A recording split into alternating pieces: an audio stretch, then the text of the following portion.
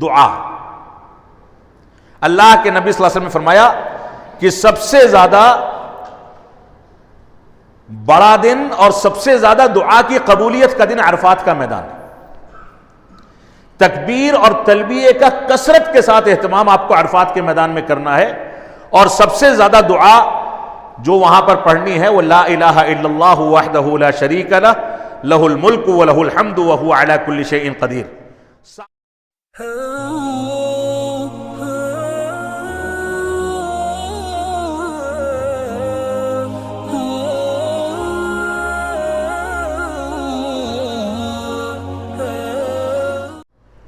السلام علیکم ورحمۃ اللہ وبرکاتہ۔ بسم اللہ الرحمن الرحیم، الحمد للہ رب العالمین، والصلاة والسلام علی رسولہ الکریم محمد وعلی آلہ واصحابہ اجمعین، اما بعد۔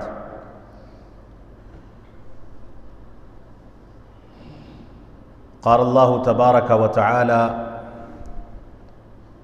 اعوذ باللہ من الشیطان الرجیم، بسم اللہ الرحمن الرحیم، وَلِلَّهِ عَلَى النَّاسِ حِجُّ الْبَيْتِ مَنِ اسْتَطَاعَ إِلَيْهِ سَبِيلًا۔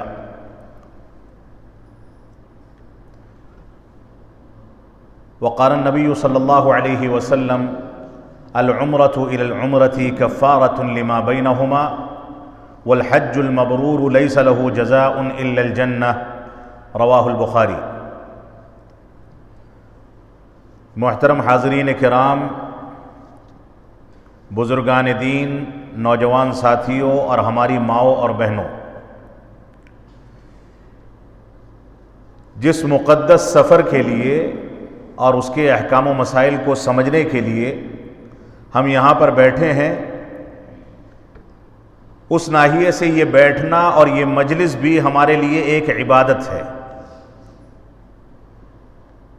اللہ کے نبی صلی اللہ علیہ وسلم فرماتے ہیں کہ جب رب کائنات کے کچھ بندے اللہ کے گھروں میں سے کسی گھر میں جمع ہوتے ہیں، اللہ رب العالمین کو یاد کرتے ہیں، اس کا ذکر و اذکار کرتے ہیں، تو اللہ رب العالمین کے فرشتے اپنی رحمت سے اس کو ڈھانپ لیتے ہیں اور اللہ رب العالمین کی رحمتیں ان پر نازل ہوتی ہیں۔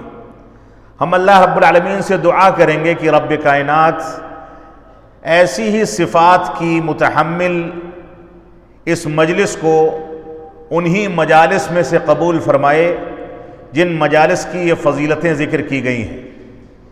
بڑی مقدس مجلس ہے اور رب کائنات کے گھروں میں سے ایک گھر میں اس مجلس کو قائم کیا گیا ہے۔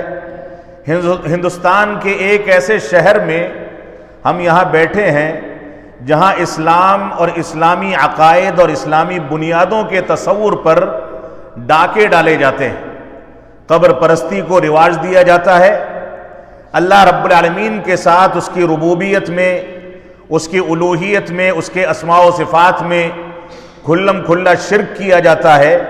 یہ بریلی کی سرزمین جہاں اس ناحیے سے بہت سارے فسادات کو اپنی گود میں پالتی ہے، وہیں یہ رب کائنات کا فضل و کرم ہے کہ اس سرزمین پر توحید کا نام لینے والے، توحید کے مطابق چلنے والے، توحید کی تعلیمات کو سننے اور سنانے والے اور توحید کے مطابق عمل کی کوشش کرنے والے اگرچہ تھوڑی تعداد میں ہیں لیکن رب کائنات کے فضل و کرم سے موجود ہیں۔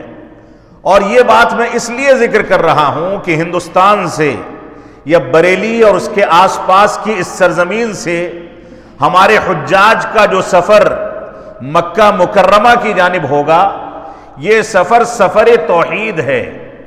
اگر سفر حج کو سفر توحید کہا جائے تو یہ غلط نہیں ہوگا، کیونکہ سفر حج میں سب سے بنیادی اور سب سے افضل چیز یہ ہے کہ انسان احرام باندھنے کے بعد سے احرام کھولنے تک اللہ رب العالمین کے تلبیہ کو اپنی زبان پر بلند کرے۔ تلبیہ جو ہے اس کو تلبیہ توحید کہا گیا ہے۔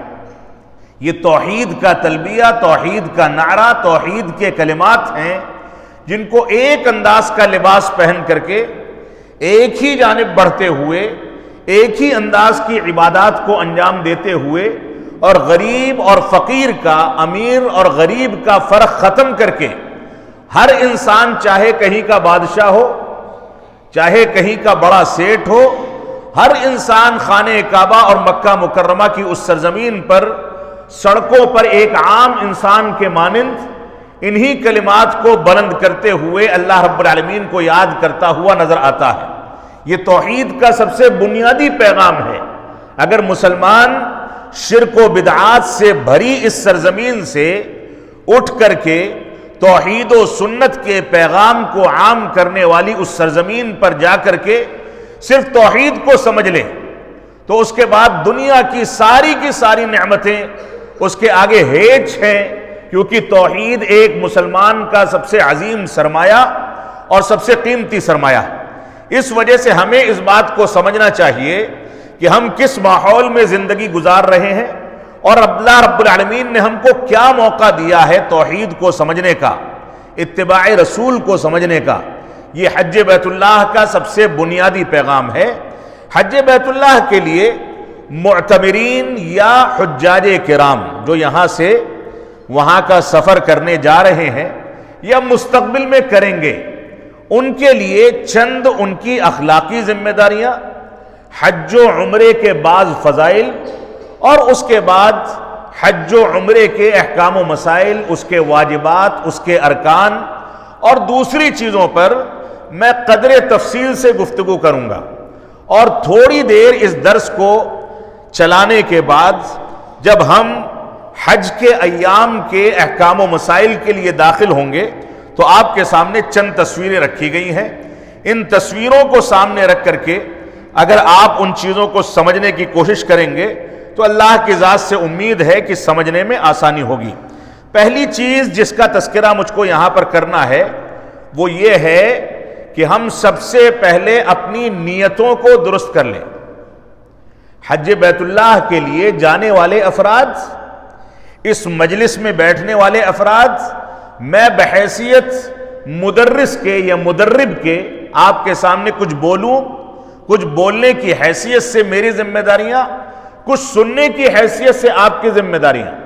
بوڑھے افراد ہوں، نوجوان ہوں، بچے ہوں، سارے کے سارے لوگ اس بات کو سمجھ لیں کہ ہم سب سے پہلے اپنے اندر اخلاص پیدا کریں۔ یعنی کوئی بھی عبادت انجام دینی ہے اس کو رب کائنات کی رضامندی کے لیے انجام دیا جائے۔ یہ جملہ میں نے اتنی تاکید کے ساتھ کیوں کہا ہے اس کو بھی سمجھ لیں۔ ہم میں بہت سارے احباب ایسے ہیں جو حج بیت اللہ کے لیے نکلنے سے پہلے یا وہاں سے آنے کے بعد جو تام جھام کرتے ہیں، جو تکلفات کرتے ہیں، باقاعدہ ولیمے کی شکل میں لوگوں کی دعوتیں کی جاتی ہیں، وہاں سے آنے کے بعد لوگوں کو بلا کر کے کھانا کھلایا جاتا ہے، ہدیے تحفے دیے جاتے ہیں، اور سفر حج میں جتنا خرچ نہیں ہوا اس سے کہیں زیادہ یا تقریباً اتنا خرچ ان ہدیوں پر، ان کھانے پینے پر ہوتا ہے۔ یہ سب ریاکاری کی ایک قسم ہے، ایسا کرنا درست نہیں ہے۔ آپ اپنے احباب کو بلا کر کے بیٹھیں، ان کے ساتھ خوشی کا اظہار کریں، ان کو بتائیں کہ ہم نے اللہ رب العالمین کی عبادت کیسے کی ہے، ٹھیک ہے، لیکن اس میں فضول خرچی ہو، ریاکاری کی حد تک دکھاوا آ جائے، ہر جگہ شور مچایا جائے۔ دلی ایئرپورٹ سے ریسیو کرنے اور استقبال کرنے کے لیے پوری بسیں جائیں، ایک حاجی ہے، دو حاجی ہے، اور ان کے استقبال کے لیے 50 لوگ یہاں سے جا کر کے ان کا استقبال کریں۔ یہ سب فضولیات ہیں، اسلام میں اس کا کوئی تصور نہیں ہے۔ یہ ریاکاری سے قریب جانے کے طریقے ہیں جس کے نتیجے میں اس بات کا خدشہ ہے کہ ہمارا حج باطل نہ ہو جائے، ریاکاری کا شکار نہ ہو جائے، شرک اصغر یا شہرت طلبی یا شہرت پسندی کا شکار نہ ہو جائے۔ لہذا سب سے پہلے بنیادی طور سے ہم کو اپنے اندر اخلاص پیدا کرنا چاہیے۔ اخلاص کا ایک تقاضا یہ بھی ہے کہ ہم حج بیت اللہ کے لیے جانے سے پہلے دینی مسائل کو مکمل طریقے سے سمجھنے کی کوشش کریں۔ بہت سارے لوگ روٹین کا حج کرتے ہیں، 2-4 سال میں ایک بار جائیں گے، ہر سال عمرہ کریں گے، 10 10 12 12 15 15 حج یا عمرہ کر چکے ہیں، لیکن پوچھ لیا جائے کہ اس کے احکام و مسائل کیا ہیں تو بتانے سے عاجز ہیں۔ کیوں؟ کیونکہ وہ روٹین کا عمرہ کر رہے ہیں، ماحول کے دباؤ میں، لوگوں کے کہنے پر، شہرت طلبی کے لیے یا اپنے کسی خاص مقصد کی تکمیل کے لیے وہ عمرے کو یا حج کو انجام دیتے ہیں۔ یہ چیز ہمارے اندر سے ختم ہونی چاہیے۔ اخلاص پیدا کریں، سب سے بنیادی مسئلہ ہے۔ اخلاص کے منافی ایک معاملہ اور ہے جس کو مسلمان کثرت کے ساتھ انجام دیتا ہے، وہ کیا ہے؟ مدینۃ الرسول صلی اللہ علیہ وسلم کے حج کے سفر میں مدینۃ الرسول صلی اللہ علیہ وسلم کے سفر کو مقدم کرنا، یعنی پہلے ہم مدینہ جائیں گے اور اس کے بعد مکہ جائیں گے، اور اس کو تقریباً شبہ واجب سمجھا جانے لگا ہے بعض طبقات میں، جبکہ مدینۃ الرسول صلی اللہ علیہ وسلم کا حج بیت اللہ سے کوئی واسطہ اور تعلق ہے ہی نہیں، اور اس سے 2 قدم آگے بڑھ کر کے بعض لوگ ایسے ٹورز اور ٹریولز کو منتخب کرتے ہیں جو ہندوستان سے پہلے بغداد لے جائے، بغداد سے مدینہ جائے اور مدینہ سے مکہ جائے، جبکہ حج بیت اللہ کا تعلق صرف رب کائنات کے شہر مکہ مکرمہ سے ہے۔ مکہ مکرمہ کے باہر حج بیت اللہ کو ادائیگی کے لیے نہ کوئی سنت ہے، نہ کوئی واجب ہے، نہ کوئی رکن ہے۔ لہذا ہمیں اخلاص پیدا کرنا چاہیے۔ بعض لوگ یہ سمجھتے ہیں کہ ہم اللہ کے نبی صلی اللہ علیہ وسلم کے روضے مبارکہ پر پہلے حاضری دے دیں گے تب مکہ جائیں گے، جبکہ آپ اس بات کو سمجھ لیں، علماء اسلام کا اس بات پر اجماع ہے، اتفاق ہے کہ مدینہ منورہ کا سفر اگر کوئی رسول اکرم صلی اللہ علیہ وسلم کی قبر مبارک کی زیارت کی نیت سے کرتا ہے تو حرام کام کرتا ہے۔ مدینہ منورہ کا سفر مسجد نبوی کی زیارت کی نیت سے ہونا چاہیے، رسول اکرم صلی اللہ علیہ وسلم کی قبر مبارک کی زیارت سے نہیں ہونا چاہیے، کیونکہ اللہ رب العالمین کا فرمان ہے، اللہ کے نبی صلی اللہ علیہ وسلم کا فرمان ہے، لا تشد الرحال الا الى 3 مساجد، کہ رخت سفر باندھنا یا عبادت کی نیت سے کہیں کا سفر کرنا یہ صرف 3 جگہوں کے لیے جائز ہے۔ وہ تینوں مسجدیں ہیں، ایک مسجد حرام مکہ مکرمہ، ایک مسجد نبوی مدینہ منورہ، اور ایک مسجد اقصی جو فلسطین میں ہے۔ رب کائنات ہم کو اتنی طاقت عطا فرمائے کہ ہم یہودی غاصبوں کے قبضے سے اس کو آزاد کرا کر کے وہاں امن و سلامتی قائم کر سکیں۔ یہ 3 مسجدیں ہیں، رسول اکرم صلی اللہ علیہ وسلم کی قبر مبارک اس میں شامل نہیں ہے۔ ثواب کی نیت سے یا عبادت کی نیت سے کسی قبر کی جانب سفر کرنا، کسی قبر کی جانب جانا، یہ شریعت اسلامیہ میں جائز نہیں ہے بلکہ حرام ہے۔ آپ مسجد نبوی کی زیارت کے لیے مدینہ جاتے ہیں، جانے کے بعد ضمناً قبر مبارک کی زیارت کرتے ہیں تو یہ جائز ہے، لیکن اس کے ارادے سے وہاں کا سفر کرنا یہ جائز نہیں ہے۔ تو چند چیزیں ضمناً آپ کے سامنے ذکر کر دی گئیں۔ اب میں آپ حضرات کے سامنے حجاج اور معتمرین کی کچھ اخلاقی ذمہ داریاں ہیں، ان کا تذکرہ پہلے کروں گا، پھر احکام و مسائل پر آئیں گے۔ حجاج اور معتمرین کی جو اخلاقی ذمہ داریاں ہیں اس بات کو سمجھ لیں۔ پہلی چیز یہ ہے جس کا تذکرہ کیا گیا کہ آپ اپنے اعمال کے اندر نیک نیتی اور اخلاص پیدا کریں، یہ پہلی بنیادی ذمہ داری ہے۔ دوسری بنیادی ذمہ داری یہ ہے جو حاجی کے لیے ضروری ہے کہ وہ حج اور عمرے کے احکامات کو جاننے کی کوشش کرے، تاکہ اس حج کے یا عبادت کے سفر میں کسی انداز کی بدعت سے یا کسی انداز کی سستی اور کاہلی اور کسی انداز کی کوتاہی سے اپنے آپ کو بچا سکے۔ احکام و مسائل کو مضبوطی کے ساتھ سمجھ لیں۔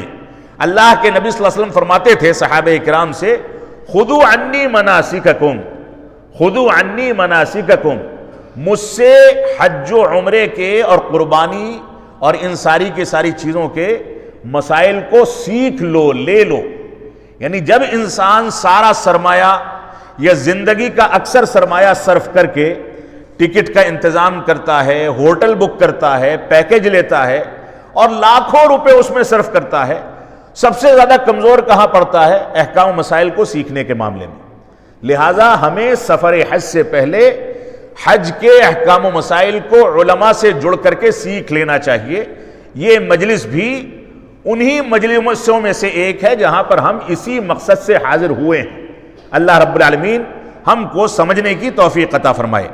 تیسری بنیادی ذمہ داری یہ ہے کہ سفر حج میں ہم جن لوگوں کے ساتھ اٹھے بیٹھیں، جن لوگوں کی صحبت اختیار کریں، وہ اچھے لوگ ہوں، با اخلاق لوگ ہوں، شریعت اسلامیہ پر چلنے والے لوگ ہوں۔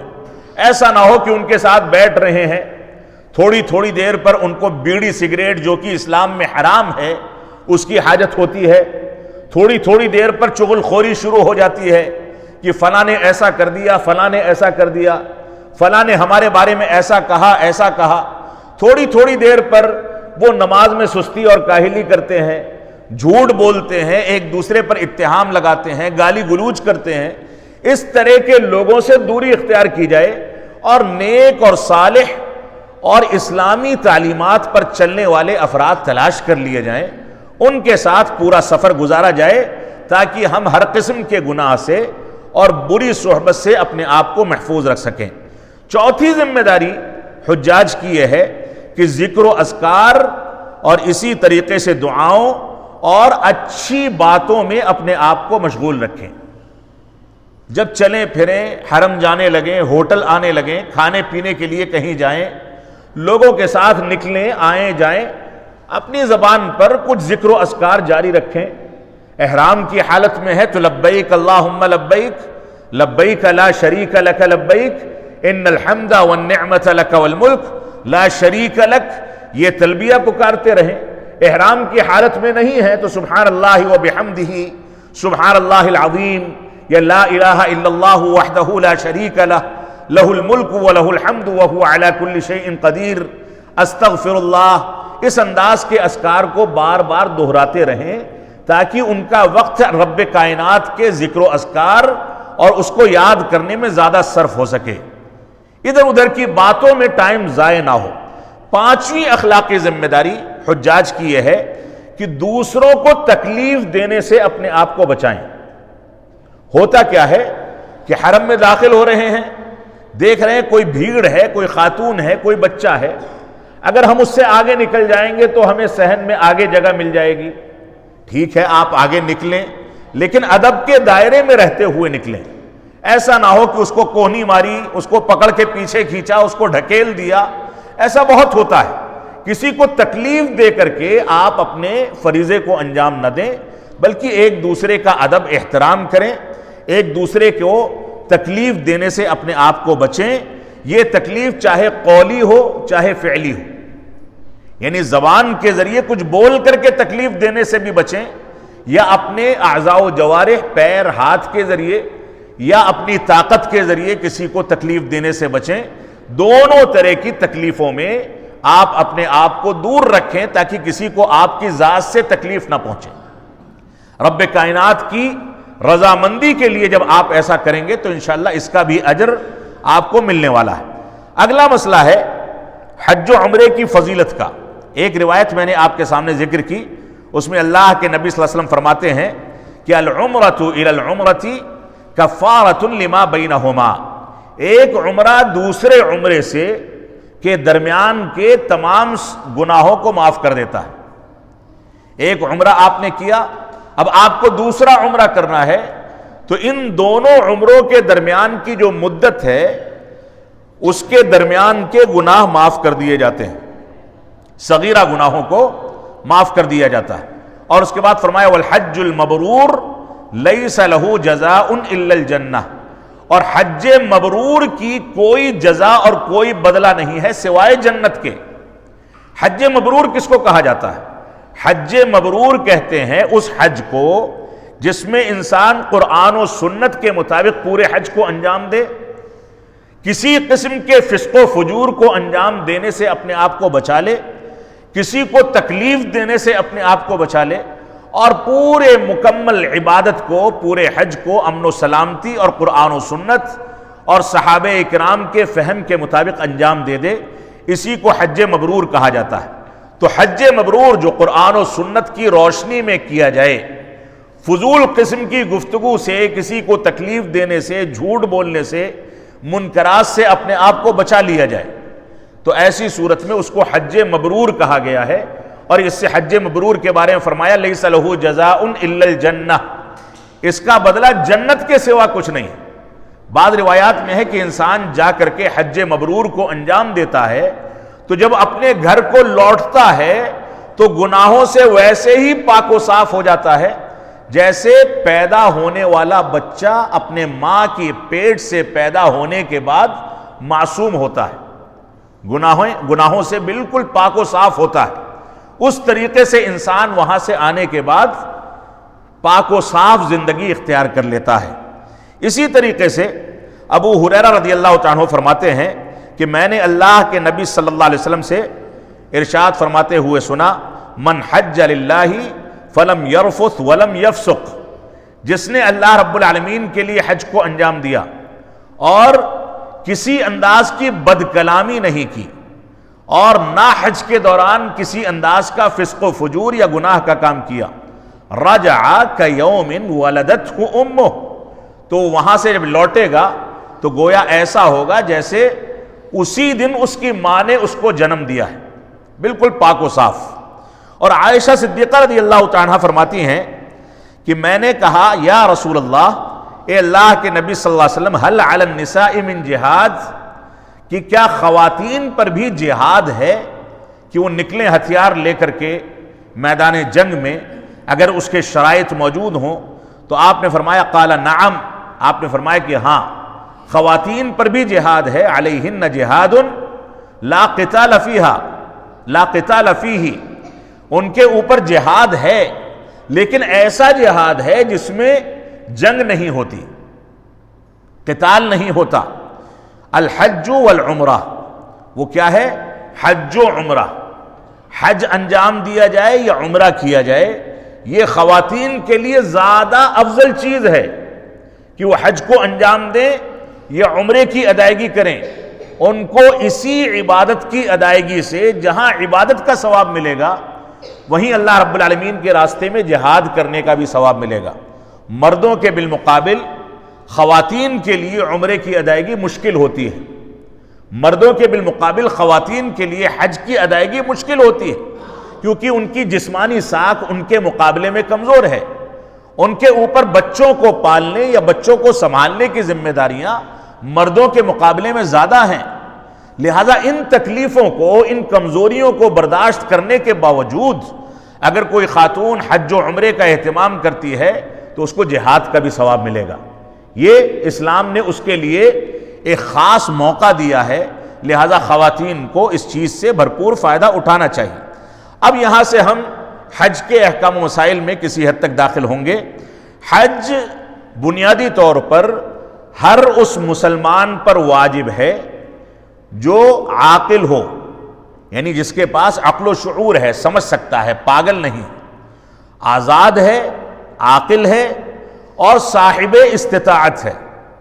صاحب استطاعت ہے یعنی اس کے پاس اتنا مال ہے کہ وہ اس مال میں سے کچھ حصہ لے کر کے مکہ مکرمہ کا حج کر کے واپس آ سکے اور ساتھ ہی اتنا مال اپنے ماتحتوں کے پاس اپنے گھر پر چھوڑ سکے کہ اتنے دن، جتنے دن وہ غیر حاضر رہتا ہے، اتنے دن کی زندگی آرام سے گزر سکے۔ اور اسی چیز کا تذکرہ اللہ رب العالمین نے قرآن مجید میں فرمایا وَلِلَّهِ عَلَى النَّاسِ حِجُّ الْبَيْتِ مَنِ اسْتَطَاعَ إِلَيْهِ سَبِيلًا، اللہ رب العالمین نے حج بیت اللہ کو ہر اس شخص پہ واجب کیا ہے جس کے پاس اس کی استطاعت اور طاقت موجود ہو۔ اب ارکان حج و عمرے کا تذکرہ آپ کے سامنے کر دیا جائے۔ حج اور عمرے کے ارکان کیا ہیں؟ پہلے یہ سمجھ لیں کہ آپ کو جب یہاں سے آپ جائیں گے تو آپ کو عمرہ کرنا ہے، پھر حج کرنا ہے۔ حج کی 3 قسمیں ہیں، حج کی 3 قسمیں ہیں۔ عموماً مسلمان حج تمتع کی نیت کر کے حج تمتع کرتا ہے، ورنہ حج کی 3 قسمیں ہیں، ایک حج افراد، ایک حج قران اور ایک حج تمتع۔ رسول اکرم صلی اللہ علیہ وسلم نے اپنی زندگی کے آخری مراحل میں جو حج کیا تھا وہ حج قران تھا. اس وقت تک حج تمتع مسنون نہیں ہوا تھا، لیکن آپ نے فرمایا تھا کہ اگر آئندہ میں حج کروں گا، اگر مجھ کو اس بات کا امکان ملا تو میں حج تمتع کو انجام دوں گا. اس کا فرق سمجھ لیں. حج افراد کیا ہے؟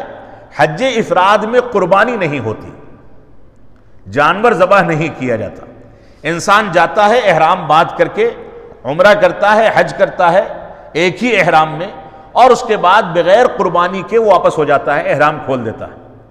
حج قران میں انسان کی ذمہ داری یہ ہے کہ وہ اسی طریقے سے حج کو انجام دے جیسے قران میں انجام دیا تھا، لیکن اس میں قربانی ہوگی، اور قربانی کا جانور وہ ساتھ لے جائے گا.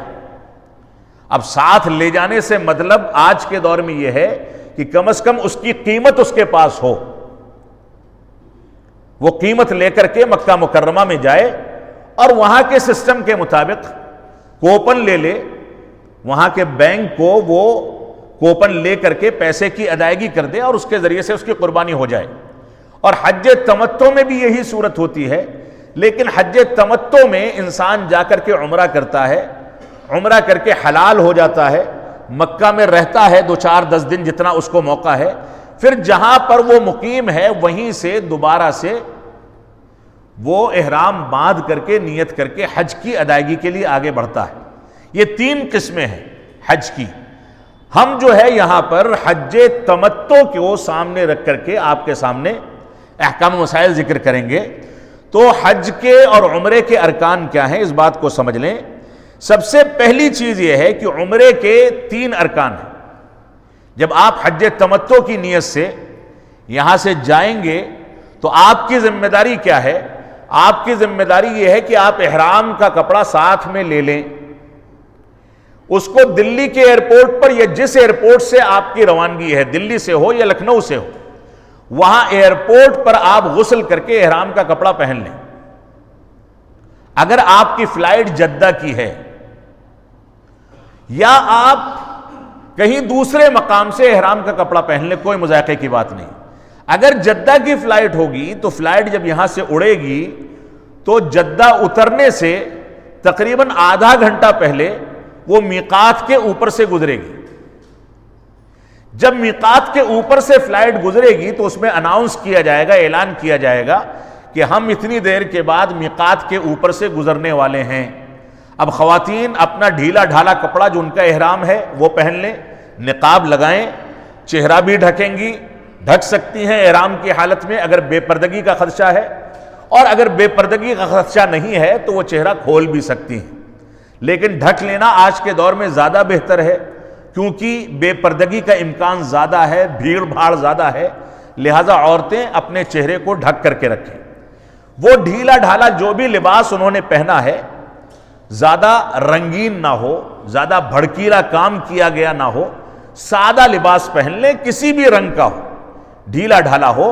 اور مرد حضرات 2 چادریں، ایک اوپر باندھ لیں گے، ایک اوپر اوڑھ لیں گے اور ایک نیچے باندھ لیں گے، یہ ان کا احرام ہے. جب میقات کے اوپر سے ہوائی جہاز گزرے گا تو وہاں پر آپ کو نیت کرنی ہے، لبیک اللہم حجن متمتعتن، لبیک اللہم عمرتن متمتعتن الی الحج. یہ حج تمتع کی نیت.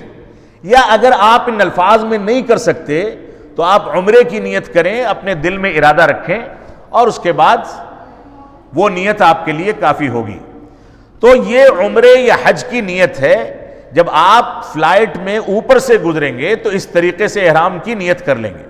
اگر آپ کی فلائٹ مدینہ منورہ کی ہے تو آپ کو یہاں سے کچھ بھی کرنے کی ضرورت نہیں. آپ یہاں سے عام سفر کے طریقے سے سفر کریں گے. مدینہ سے جب آپ کو مکہ لے جایا جائے گا تو اس کے 2 طریقے ہوتے ہیں. ایک تو یہ ہے کہ آپ بسوں سے مکہ جائیں. بس سے اگر آپ مکہ جائیں گے تو میقات پر آپ کی بس رکے گی، وہاں پر آپ غسل کریں، احرام کا کپڑا پہنیں اور نیت کر لیں.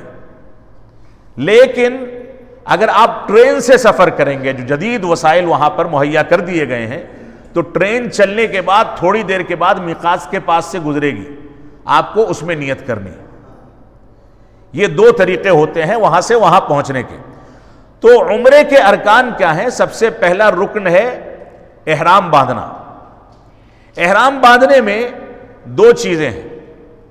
ایک چیز ہے احرام باندھنے کے وقت نیت کر لینا اپنے دل میں کہ میں عمرے کے لیے جا رہا ہوں اور یہ عمرہ جو ہے حج کا عمرہ ہے. یہ دل کا ارادہ، یہ رکن ہے. دل کا ارادہ رکن ہے. یعنی اگر آپ نے دل میں ارادہ نہیں کیا تو آپ کا حج باطل ہے.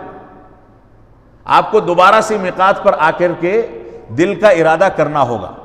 لیکن آپ جو زبان سے نیت کرتے ہیں لبیک اللہم عمرتن یا لبیک اللہم حجن، یہ جو دل سے نیت، جو زبان سے نیت کرتے ہیں، یہ زبان سے نیت کرنا واجب ہے. اگر یہ چھوٹ جائے، دل میں ارادہ موجود ہے لیکن زبان سے نیت کرنا بھول گئے، تو ایسی صورت میں آپ کو دم دینا ہوگا. واجب کے چھوٹنے پر دم اور رکن کے چھوٹنے پر بطلان، وہ عبادت باطل ہو جاتی ہے. اگر دوبارہ سے اعادے کا امکان ہے تو کریں، ورنہ وہ آئندہ سال دہرانی ہوگی. تو سب سے پہلا رکن ہے احرام. احرام میں دل کا ارادہ رکن ہے اور زبان سے بولنا یہ واجب ہے. اسی طریقے سے دوسرا رکن ہے عمرے کا طواف کرنا، اور تیسرا رکن ہے عمرے کا سعی کرنا. یہ تین چیزیں عمرے کا رکن ہیں. اگر ان میں سے کوئی ایک چیز چھوٹ جائے تو عمرہ باطل ہے. رکن کہتے ہیں ایسی چیز کو جس پر وہ عبادت ٹکی ہوئی ہے. اگر وہی چیز ختم ہو جائے گی تو عبادت باطل ہو جائے گی. اب دوسری چیز ہے اس میں چوتھا رکن جو ہے، یہ تین ارکان حج کے بھی ہیں، یعنی احرام کی دل میں نیت کرنا، اور اسی طریقے سے طواف اور سعی کرنا، اور اسی طریقے سے حج میں ایک چیز کا اضافہ ہو جائے گا، وقوف عرفہ، عرفات کے میدان میں ٹھہرنا. وقوف عرفہ حج کا رکن ہے. جس نے عرفات جو نہیں پہنچ سکا عرفات کے میدان میں، اس کا حج باطل ہو جائے گا. اب یہاں پر حج و عمرے کے واجبات آپ کے سامنے واضح کر دیے جائیں. واجبات کیا ہیں؟ پہلا واجب ہے حج و عمرے کا میقات سے احرام باندھنا. میقات سے احرام باندھنا یہ پہلا واجب ہے. اللہ کے نبی صلی اللہ علیہ وسلم نے پوری دنیا کے مختلف خطوں سے آنے والوں کے لیے میقات کی تعین فرمائی ہے کہ فلاں علاقہ فلاں لوگوں کے لیے یلملم ہے، ذوالحلیفہ ہے، یا فلاں فلاں میقات ہیں جن کے نام ہیں. ان میقات کے پیچھے کی جانب رہنے والے لوگ جب وہاں سے آئیں گے تو وہاں سے احرام باندھیں گے. اور آج کے دور میں انہی میقات کے اوپر سے اڑنے والا ہوائی جہاز جس جانب سے آتا ہے وہاں پر نیت کی جاتی ہے. یا تو اس میقات کی عمارت کے اوپر سے آئے یا اس کی لینتھ سے کہیں سے گزرے، یعنی اس کی لینتھ میں اگر آ جائے گا تو بھی نیت کرنا کافی ہے. واجبات حج و عمرے میں پہلی چیز ہے میقات سے احرام باندھنا، یعنی زبان سے نیت کرنا اور احرام باندھنا. دوسری چیز ہے واجبات میں حلق یا تقصیر کرنا، یعنی جب عمرے سے آپ فارغ ہو جائیں یا حج سے فارغ ہو جائیں تو مردوں کو اپنے بال چھلوانے ہیں یا کٹوانے ہیں. چھلوانے والوں کے لیے اللہ کے نبی صلی اللہ علیہ وسلم نے 2 بار دعائیں دی ہیں، اور کٹوانے والوں کو 1 بار دعا دی ہے. یہ مردوں کے لیے. اور خواتین کے لیے ان کے بال کے اخیر کے حصے کو پکڑ کر کے 2 انگلیوں کے بقدر ان کا بال کاٹ دیا جائے. صرف اتنا بال ان کا کاٹ دیا جائے گا عمرے کے بعد اور حج کے بعد. یہ بھی واجب ہے. اگر یہ چھوٹ جائے، یعنی واجب اگر چھوٹ جائے تو دم دینا ہوگا. تیسری چیز ہے جو شخص عرفات کے میدان میں پہنچ جائے اس کو سورج غروب ہونے تک عرفات کے میدان میں ٹھہرنا ہے. یہ حج کے واجبات میں سے ہے. عرفات کے میدان میں پہنچنا رکن ہے، نہیں پہنچے گا تو حج باطل ہے. لیکن عرفات کے میدان میں پہنچنے کے بعد غروب شمس تک وہاں پر رکنا یہ واجب ہے. اگر غروب شمس سے پہلے کوئی وہاں سے عرفات کو چھوڑ دے، عرفات کے میدان کو، تو ایک دم دینا ہوگا۔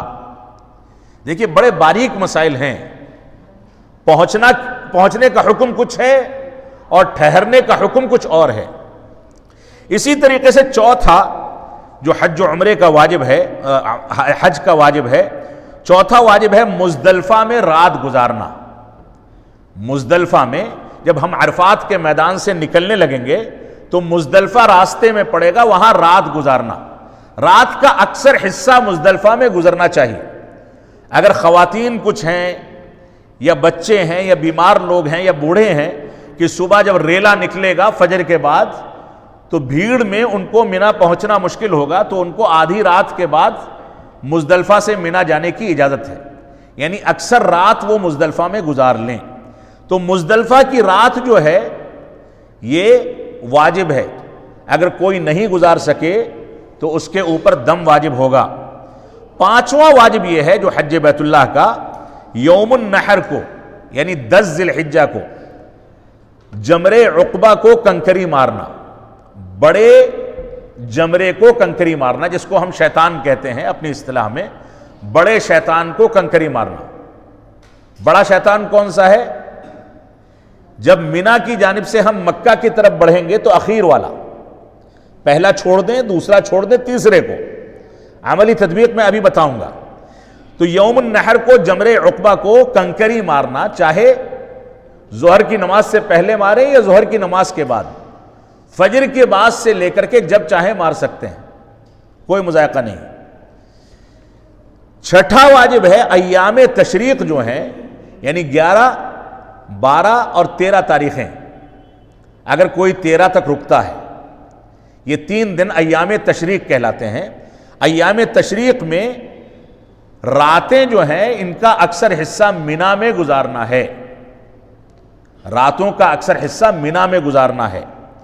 اور اس کے بعد 7واں واجب ہے طواف وداع، الوداعی طواف، جو مکہ مکرمہ سے رخصت ہوتے وقت بالکل آخری عمل جو ہے الوداعی طواف ہوگا۔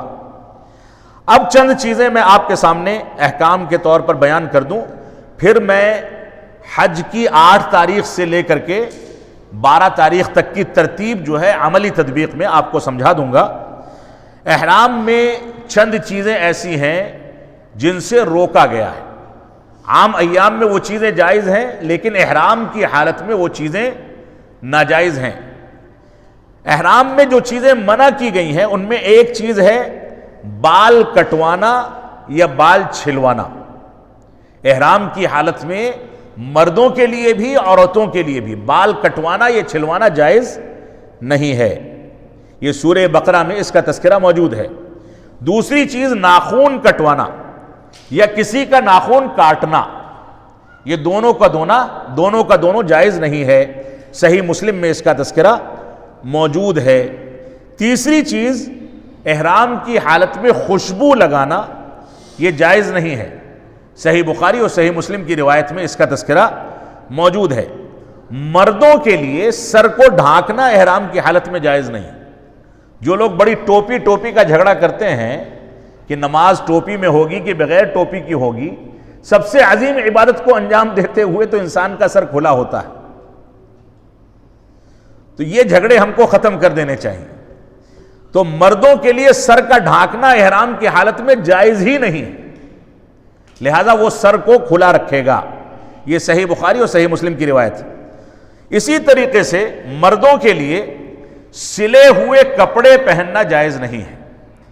کوئی بھی ایسا کپڑا جو مردوں کی ساکھ کے لحاظ سے، جس میں تعویذ ہو، آستین ہو، اس طریقے سے بنا دیا گیا ہو، چاہے دھاگے سے ٹاک کر کے، چاہے کسی دوسرے طریقے سے، اس طریقے کا کپڑا پہننا جائز نہیں ہے۔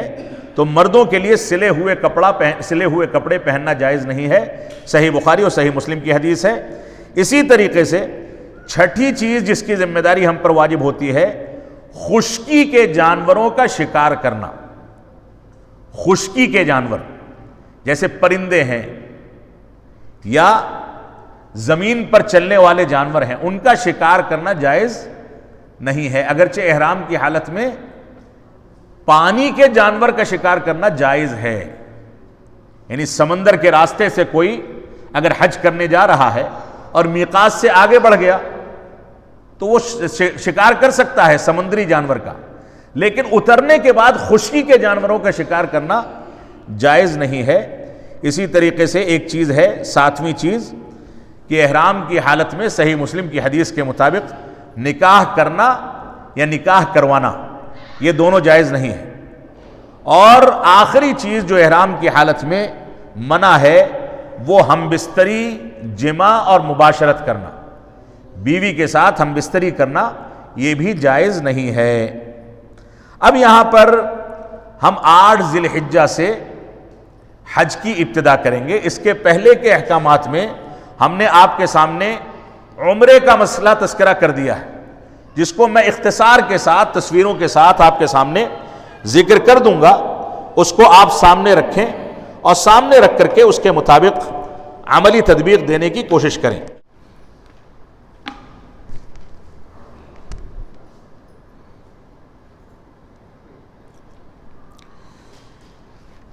ہم سب سے پہلے اپنے ملک سے سفر کر کے جب میقات کے مقام پر پہنچیں گے، یہ مقام جو ہے میقات کا اس سے پہلے ہوگا۔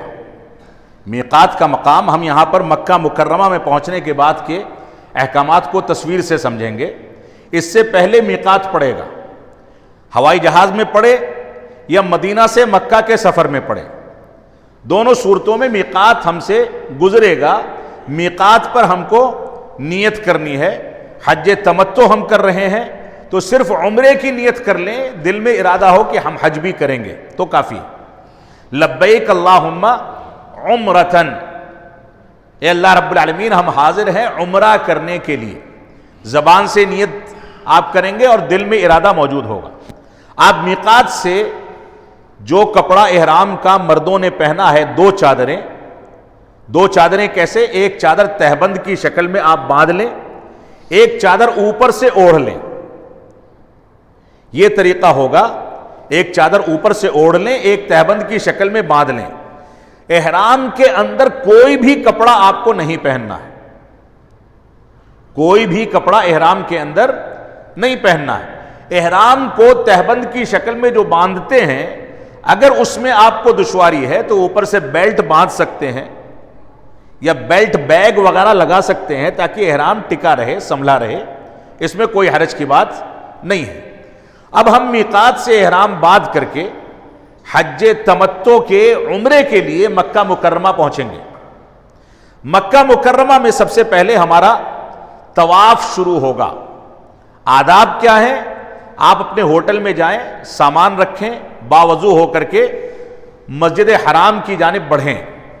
سب سے پہلے داہنا پیر مسجد حرام کے اندر داخل کر کے مسجد میں داخل ہونے کی دعا پڑھیں، اللہم افتح لی ابواب رحمتک، اور اس کے بعد حرم کے اندر داخل ہو جائیں۔ حرم میں داخل ہونے کے بعد آپ سیدھے طواف کریں۔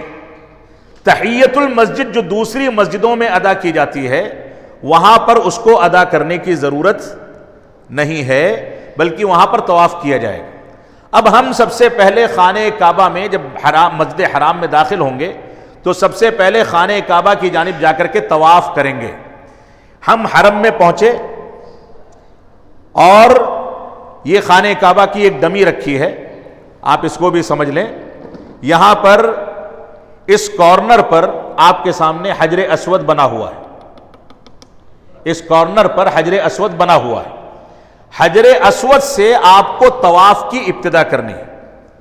شکل کیا ہوگی؟ جیسے میں کھڑا ہوں ایسی ہی شکل ہوگی۔ خانہ کعبہ آپ کے بائیں جانب ہوگا، حجر اسود آپ کے بائیں جانب ہوگا، یہ ہے حجر اسود۔ حجر اسود آپ کے بائیں جانب ہوگا اور آپ خانہ کعبہ کو اپنے بائیں جانب کھڑا ہو کر کے چھوڑیں گے اور اس کے بعد یہاں سے طواف شروع کریں گے۔ پہلا چکر آپ کا یہاں سے شروع ہو کر کے مکمل یہیں پر ہوگا۔ حجر اسود سے پہلے والا جو کارنر ہے، رکن ہے، یہ رکن یمانی کہلاتا ہے، رکن یمانی کہلاتا ہے۔ ان دونوں کے مسائل میں فرق ہے، اس بات کو سمجھ لیں۔ حجر اسود سے جب آپ طواف کی ابتدا کریں گے تو اس کے تین طریقے ہیں۔ پہلا طریقہ کیا ہے؟ پہلا طریقہ یہ ہے کہ حجر اسود سے اب جب آپ نے احرام باندھا تو احرام باندھنے کے بعد سے آپ تلبیہ پکارتے رہیں، پہلی بات۔ دوسری بات یہ ہے کہ آپ طواف جب شروع کریں گے تو حجر اسود سے طواف کو ابتدا کرتے وقت تین طریقوں میں سے کوئی ایک طریقہ اپنائیں گے۔ ایک طریقہ یہ ہے کہ حجر اسود کو باقاعدہ جا کر کے بوسہ دیں، اگر اس بات کا امکان موجود ہے، رش زیادہ نہیں ہے، تو آپ جا کر کے حجر اسود کو باقاعدہ ڈائریکٹلی بوسہ دیں اور اس کے بعد طواف شروع کریں۔ جب آپ بوسہ دیں گے تو کہیں گے بسم اللہ اللہ اکبر، بسم اللہ اللہ اکبر۔ اگر بوسہ نہیں دے سکتے تو کسی چیز سے حجر اسود کو چھو لیں، چاہے ہاتھ سے یا کوئی آدمی چھڑی کا استعمال کرتا ہے تو چھڑی سے، اور جس سے اس کو چھوا ہے اس کو بوسہ دے دیں اور بسم اللہ اللہ اکبر کہیں۔ اور اگر کسی چیز سے بھی نہیں چھو سکتے تو دور سے داہنے ہاتھ سے اشارہ کریں۔ یہاں پر فرق کیا ہوگا؟ فرق یہ ہوگا کہ جب دور سے اشارہ کریں گے تو پہلی بار تو آپ کہیں گے بسم اللہ اللہ اکبر، لیکن دوسرے بار میں آپ صرف اللہ اکبر کہیں گے، بسم اللہ نہیں پڑھیں گے۔ پہلی بار میں بسم اللہ اللہ اکبر، اور پہلا چکر جب مکمل ہو جائے دوسرا شروع کرنے لگیں اور اشارہ کر رہے ہیں تو بسم اللہ اللہ اکبر کے بجائے صرف اللہ اکبر کہیں گے۔ لیکن اگر حجر اسود کو چومنے کا موقع یہاں مل گیا تو بسم اللہ اللہ اکبر کہہ کر کے چوما جائے گا۔ تو یہ پہلا چکر ہمارا یہاں سے شروع ہوا اور یہیں پر ختم ہوگا۔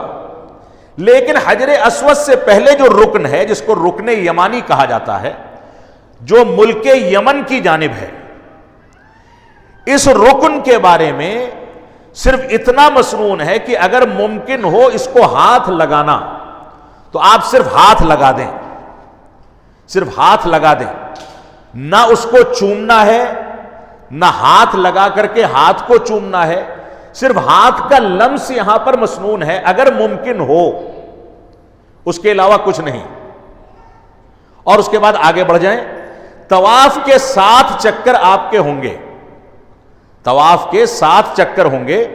ان 7 چکروں میں آپ کو کوئی خاص دعا نہیں پڑھنی۔ بعض لوگوں نے کتابچے لیے ہوتے ہیں، پہلے چکر کی دعا، دوسرے چکر کی دعا، تیسرے چکر کی دعا، ایسا کچھ نہیں۔ کوئی بھی دعا کریں، بلکہ بہتر ہے کہ آپ اپنی زبان میں اپنے دل کی گہرائی سے نکلنے والی دعائیں کریں۔ اپنے ماں باپ کے لیے دعا کیجئے، جو لوگ گزر گئے ان کے لیے دعا کیجئے، دل کی گہرائی کے ساتھ جو دعا آپ کو اچھی لگتی ہے وہ دعا کیجئے، کیونکہ دل کی گہرائی سے جو دعا نکلے گی وہ اثر رکھے گی۔ لیکن رکن یمانی سے حجر اسود تک آپ کو ربنا آتنا فی الدنیا حسنہ وفی الآخرۃ حسنۃ وقنا عذاب النار، یہ دعا پڑھنی ہے۔ رکن یمانی سے لے کر کے حجر اسود تک آپ کو یہ آیت کریمہ پڑھنی ہے، جیسا کہ مسند احمد اور ابو داؤد وغیرہ کی روایت میں اس کا تذکرہ موجود ہے۔ تو جب آپ مکہ مکرمہ پہنچے، خانہ کعبہ میں آپ نے طواف کی ابتدا کی، تو حجر اسود سے حجر اسود تک پہلا چکر، اس میں رکن یمانی سے حجر اسود تک آپ کو ربنا آتنا فی الدنیا حسنہ وفی الآخرۃ حسنۃ وقنا عذاب النار، یہ دعا پڑھنی ہے۔ اب اس کے بعد آپ کو خانہ کعبہ سے مسعی کی طرف آنا ہے، صفا مروہ کی جانب آنا ہے۔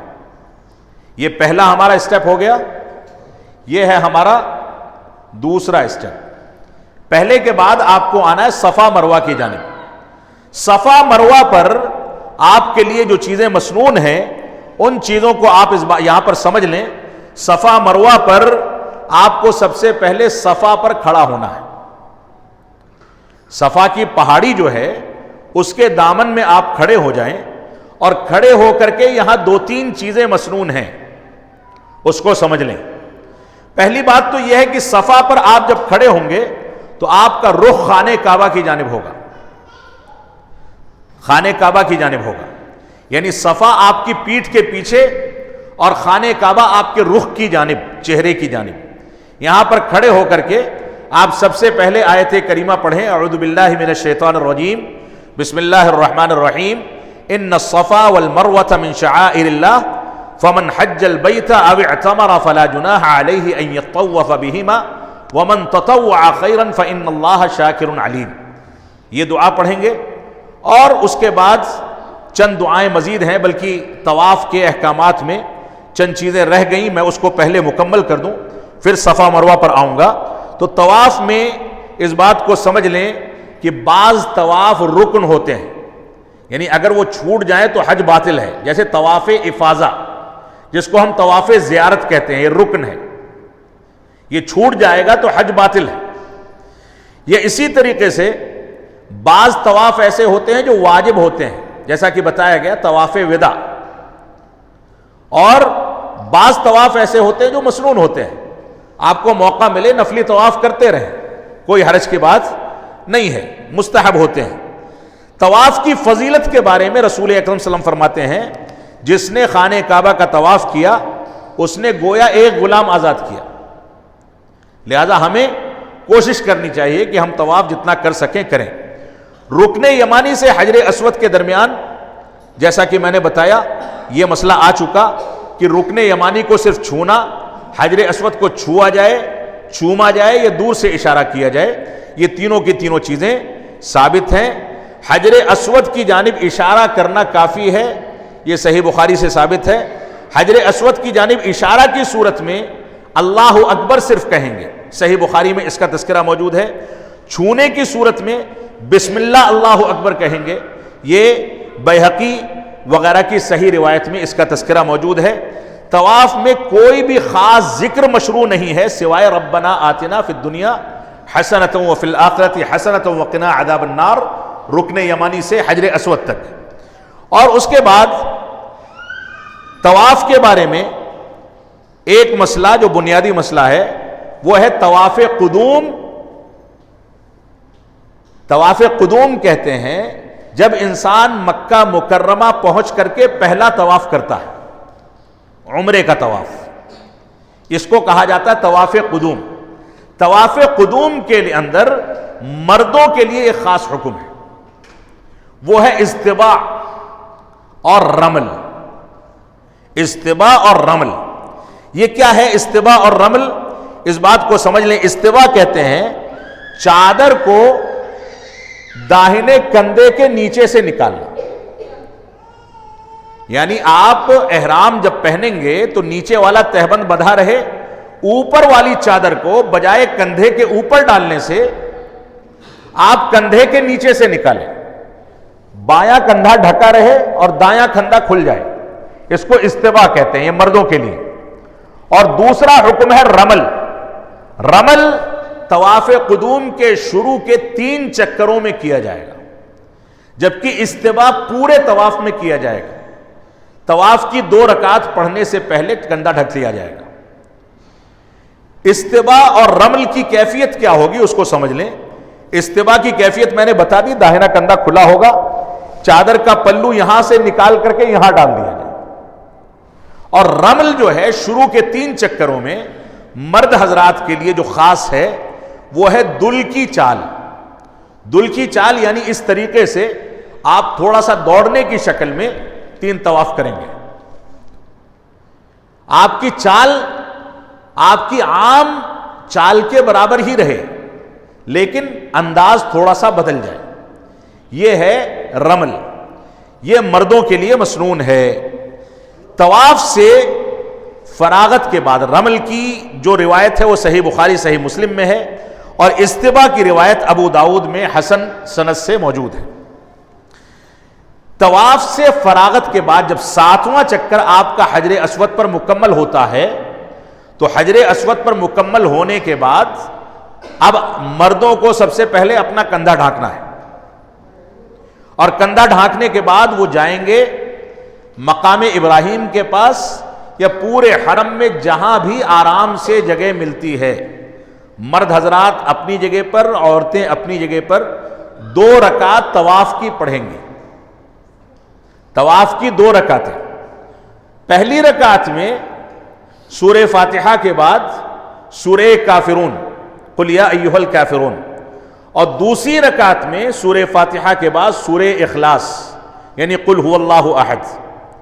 یہ طواف کا آخری حکم تھا. طواف کی 2 رکعت آپ نے پڑھ لی. اب آپ کو وہاں سے صفا مروہ کی جانب جانا ہے. صفا پر آپ کو سب سے پہلے صفا پر کھڑے ہو کر کے سعی کی ابتدا کے لیے خانہ کعبہ کی جانب رخ کرنا ہے، قبلے کی طرف رخ کرنا ہے، اور اس کے بعد آیت کریمہ پڑھنی ہے ان الصفا والمروۃ من شعائر اللہ فمن حج البیت او اعتمر فلا جناح علیہ ان یطوف بہما ومن تطوع خیرا فان اللہ شاکر علیم. اس آیت کریمہ کو آپ پڑھیں صفا پر قبلہ رخ ہو کر کے، اور اس کے بعد قبلے رخ ہو کر کے ہی آپ پڑھیں گے ایک دعا لا الہ الا اللہ وحدہ لا شریک لہ لہ الملک ولہ الحمد یحیی ویمیت وہو علی کل شیء قدیر لا الہ الا اللہ وحدہ نصر عبدہ وہزم الاحزاب وحدہ. یہ صحیح مسلم کی حدیث ہے. اس دعا کو آپ 3 بار خانہ کعبہ کی جانب رخ کر کے پڑھیں گے. اس کے بعد آپ صفا سے مروہ کی جانب بڑھ جائیں گے. صفا سے جب آپ مروہ پر پہنچیں گے تو آپ کا ایک چکر سعی کا مکمل ہو گیا. اب مروہ سے دوبارہ جب صفا پر آئیں گے تو اب آپ کے 2 چکر ہو گئے. 7واں چکر آپ کا مروہ پر مکمل ہوگا. اس درمیان چند احکامات ہیں جن کا تذکرہ آپ کے سامنے کر دیا جائے. پہلی بات تو یہ ہے کہ صفا پر جس طریقے سے آپ نے آیت کریمہ اور دعا کا اہتمام کیا تھا قبلہ رخ ہو کر کے، بعین اسی طریقے سے مروہ پر بھی قبلہ رخ ہو کر کے یہ دعا پڑھنی ہے، مردوں کو بھی عورتوں کو بھی. لیکن ایک حکم ایسا ہے جو مردوں کے ساتھ خاص ہے. وہ حکم کیا ہے؟ یہ آپ دیکھ رہے ہیں ہری بتیاں لگی ہیں. مرد جب اس ہری بتی پر پہنچے گا تو دوڑے گا، تیزی کے ساتھ دوڑے گا، اور ہری بتی جہاں ختم ہوتی ہے وہاں تک دوڑتا رہے گا. عورتیں نارمل طریقے سے چلیں گی. یہ مردوں کے ساتھ خاص ہے. اب صفا سے مروہ کے درمیان یا مروہ سے صفا کے درمیان جو ہمارا چکر ہے، اس میں کوئی خاص دعا ثابت نہیں ہے سوائے ان دعاؤں کے جو مروہ اور صفا پر پڑھنی ہے. درمیان میں آپ اپنی زبان میں، عربی زبان میں قرآن مجید کی تلاوت کی شکل میں جیسے چاہیں، جو ذکر چاہیں، آپ کا دل جو چاہتا ہے کر سکتے ہیں. لہذا یہاں پر بھی ہم کو دل کی گہرائی کے ساتھ اپنے گناہوں سے توبہ کرنی چاہیے، گزر جانے والے لوگوں کے لیے دعائیں کرنی چاہیے، اور دل کی گہرائی کے ساتھ جو دعا ہمیں دل چاہتا ہے اس کو انجام دیا جائے. یہ یہاں پر کرنے کا کام ہے. تو سعی میں ان چیزوں کا خیال کریں. اب ہم جب 7واں چکر مروہ پر مکمل کرتے ہیں اور دعا پڑھ کے فارغ ہو جاتے ہیں تو اب یہاں پر ہمارا عمرہ مکمل ہو گیا. جو عمرہ حج کا پہلا رکن تھا وہ مکمل ہو گیا. اب یہاں پر ہمیں کیا کرنا ہے؟ مردوں کو بال چھلوانا ہے یا کٹوانا ہے، اور عورتوں کے بال کے آخری حصے سے 2 انگلیوں کے برابر بال کاٹنے ہیں. اگر حج میں زیادہ ایام باقی ہیں، یعنی آپ کی فلائٹ کچھ جلدی کی ہے اور بال دوبارہ آنے کا امکان ہے کہ حج تک آپ دوبارہ سے چھلوا سکتے ہیں، تو آپ دونوں خیر کو اکٹھا کر لیں. یعنی عمرے میں بھی چھلوا لیں، پھر حج کے بعد بھی چھلوائیں، تاکہ 4 دعاؤں کے مستحق ہو جائیں. لیکن اگر حج کے ایام قریب ہو گئے ہیں تو عمرے سے فراغت کے بعد بال کو کٹوا لیں تاکہ دوبارہ اتنے بال رہ جائیں کہ آپ چھلوا سکیں. یہ طریقہ ہے. جب ہمارا عمرہ مکمل ہو گیا تو اب ہم اپنے ہوٹل کو چلے گئے. عمرہ مکمل ہونے کے بعد ہم ہوٹل کے لیے چلے گئے. اب یہاں پر 8 تاریخ آتی ہے، 8 ذی الحجہ. 8 ذی الحجہ کی تاریخ ہے. 8 ذی الحجہ کو صبح، یا ہمارا گروپ لیڈر اگر یہ کہتا ہے کہ 7 کی شام میں بھیڑ کو کنٹرول کرنے کے لیے ہم مکہ سے مینا کی جانب نکلنا ہے، ہمیں یہاں پر چند مسائل سمجھ لیں اور اس کے بعد ہم آگے بڑھیں گے۔ 8 تاریخ جو چاند کی 8 تاریخ ہے ذی الحجہ کی، اس میں 8 تاریخ کی سویرے آپ کو اپنے ہوٹل میں غسل کرنا ہے اور احرام کا کپڑا پہننا ہے اور ہوٹل ہی سے لبیک اللہم حجن یہ نیت کر کے آپ کو مینا کی جانب نکل جانا ہے۔ یہاں پر چند غلطیاں کی جاتی ہیں جس کو آپ سمجھ لیں۔ کچھ لوگ ایسے ہیں جو غسل ہوٹل میں کرتے ہیں، احرام کا کپڑا لیتے ہیں، خانہ کعبہ میں جاتے ہیں، وہاں پر طواف کرتے ہیں اور خانہ کعبہ ہی کے صحن میں احرام پہنتے ہیں۔ اس جگہ پر نہ کوئی طواف ہے، نہ کوئی نماز ہے، نہ خانہ کعبہ میں جانے کی ضرورت ہے، بلکہ اپنے ہوٹل سے آرام کے ساتھ آپ احرام پہنیں، وہیں سے نیت کریں اور وہیں سے حج کے لیے نکل جائیں، کیونکہ آپ کی وہ نیت جو آپ نے حج تمتع کے لیے عمرے کی تھی وہ نیت باقی ہے، ارادہ آپ کا حج کرنے کا تھا، لہذا یہیں سے دوبارہ سے نیت آپ کو کرنی ہوگی اور حرم میں داخل ہو کر کے احرام باندھنے یا نیت کرنے کی ضرورت نہیں ہے، نہ 2 رکعت پڑھنے کی ضرورت ہے، نہ میقات پر کوئی 2 رکعت ہے اور نہ اس دن کوئی 2 رکعت ہے۔ اب 8 ذی الحجہ کو آپ کو مکہ مکرمہ سے مینا جانا ہے، یہ حج کا پہلا دن ہے، حج کا پہلا دن ہے جس کو یوم الترویہ کہتے ہیں۔ کیا کہتے ہیں؟ یوم الترویہ۔ یوم الترویہ 8 ذی الحجہ کو کہا جاتا ہے۔ 8 ذی الحجہ کو آپ کو مکہ سے احرام باندھ کر کے مینا کے لیے روانہ ہونا ہے۔ خواتین ڈھیلا ڈھالا لباس پہنے اور نیت کر کے وہیں سے نکل جائیں۔ مینا میں 8 تاریخ کو، چاند کی 8 تاریخ کو، 8 ذی الحجہ کو مینا میں، یہ ہے ہمارا تیسرا اسٹیپ، مینا میں ہم کو ظہر، عصر، مغرب، عشاء 4 نمازیں پڑھنی ہیں۔ ظہر، عصر، مغرب، عشاء اور اگلے دن کی فجر، یہ 5 نمازیں ہم کو مکمل پڑھنی ہیں۔ 8 تاریخ کو ظہر، عصر، مغرب، عشاء اپنے اپنے وقت پر، لیکن قصر۔ ظہر کی 2 رکعت، عصر کی 2 رکعت اپنے اپنے وقت پر جمع نہیں کریں گے۔ مغرب کی 3 جیسے ہے 3 رہے گی، عشاء کی 2 رکعت۔ سنتیں آپ کے لیے معاف ہیں۔ یہاں پر زیادہ سے زیادہ وقت آپ کو تلبیے میں لگانا ہے، استغفار میں لگانا ہے، نوافل کے اہتمام میں نہیں لگانا ہے۔ جو شریعت نے بتا دیا اتنا ہی کریں۔ اب 8 تاریخ کو آپ مینا میں پہنچے، آپ نے ظہر کی نماز اپنے وقت پر پڑھی، عصر پڑھی، مغرب پڑھی، عشاء پڑھی، قصر بغیر جمع کے۔ اگلے دن 9 تاریخ کو، 9 ذی الحجہ جو ہے، 9 ذی الحجہ کیوں آپ نے فجر کی نماز ادا کی مینا میں، اور آپ احرام کی حالت میں ہیں۔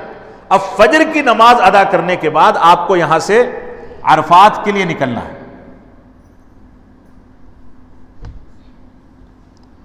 مینا سے عرفات کے لیے نکلنا ہے، یہ 9 ذی الحجہ ہے۔ اسی کو حج اکبر کہا گیا، یعنی یہی بڑا حج ہے۔ عرفات ہی اصل حج ہے، عرفات ہی کا میدان اصل حج ہے۔ یہاں کی حاضری رکن ہے، کوئی نہ پہنچ سکے تو حج باطل ہے۔ لہذا 8 تاریخ کو صبح، 9 تاریخ کی صبح آپ نے فجر کی نماز ادا کی اور اس کے بعد آپ عرفات کے لیے نکلے، الا یہ کہ آپ کا گروپ لیڈر یہ کہتا ہے کہ رش زیادہ ہے، 8 تاریخ کی شام ہی میں نکل چلیں، تو کوئی مذائقہ نہیں۔ یہ سب کام جو ہیں آگے پیچھے کرنے کے، یہ صرف مسنونات ہیں، ان کو رش کی وجہ سے چھوڑنا پڑ جائے تو کوئی مذائقہ نہیں، آپ گنہگار نہیں ہوں گے، آپ کے حج پر کوئی اثر نہیں پڑے گا۔ اب آپ عرفات میں آ گئے۔ عرفات میں بنیادی عمل کیا ہے؟ دعا۔ اللہ کے نبی صلی اللہ علیہ وسلم نے فرمایا کہ سب سے زیادہ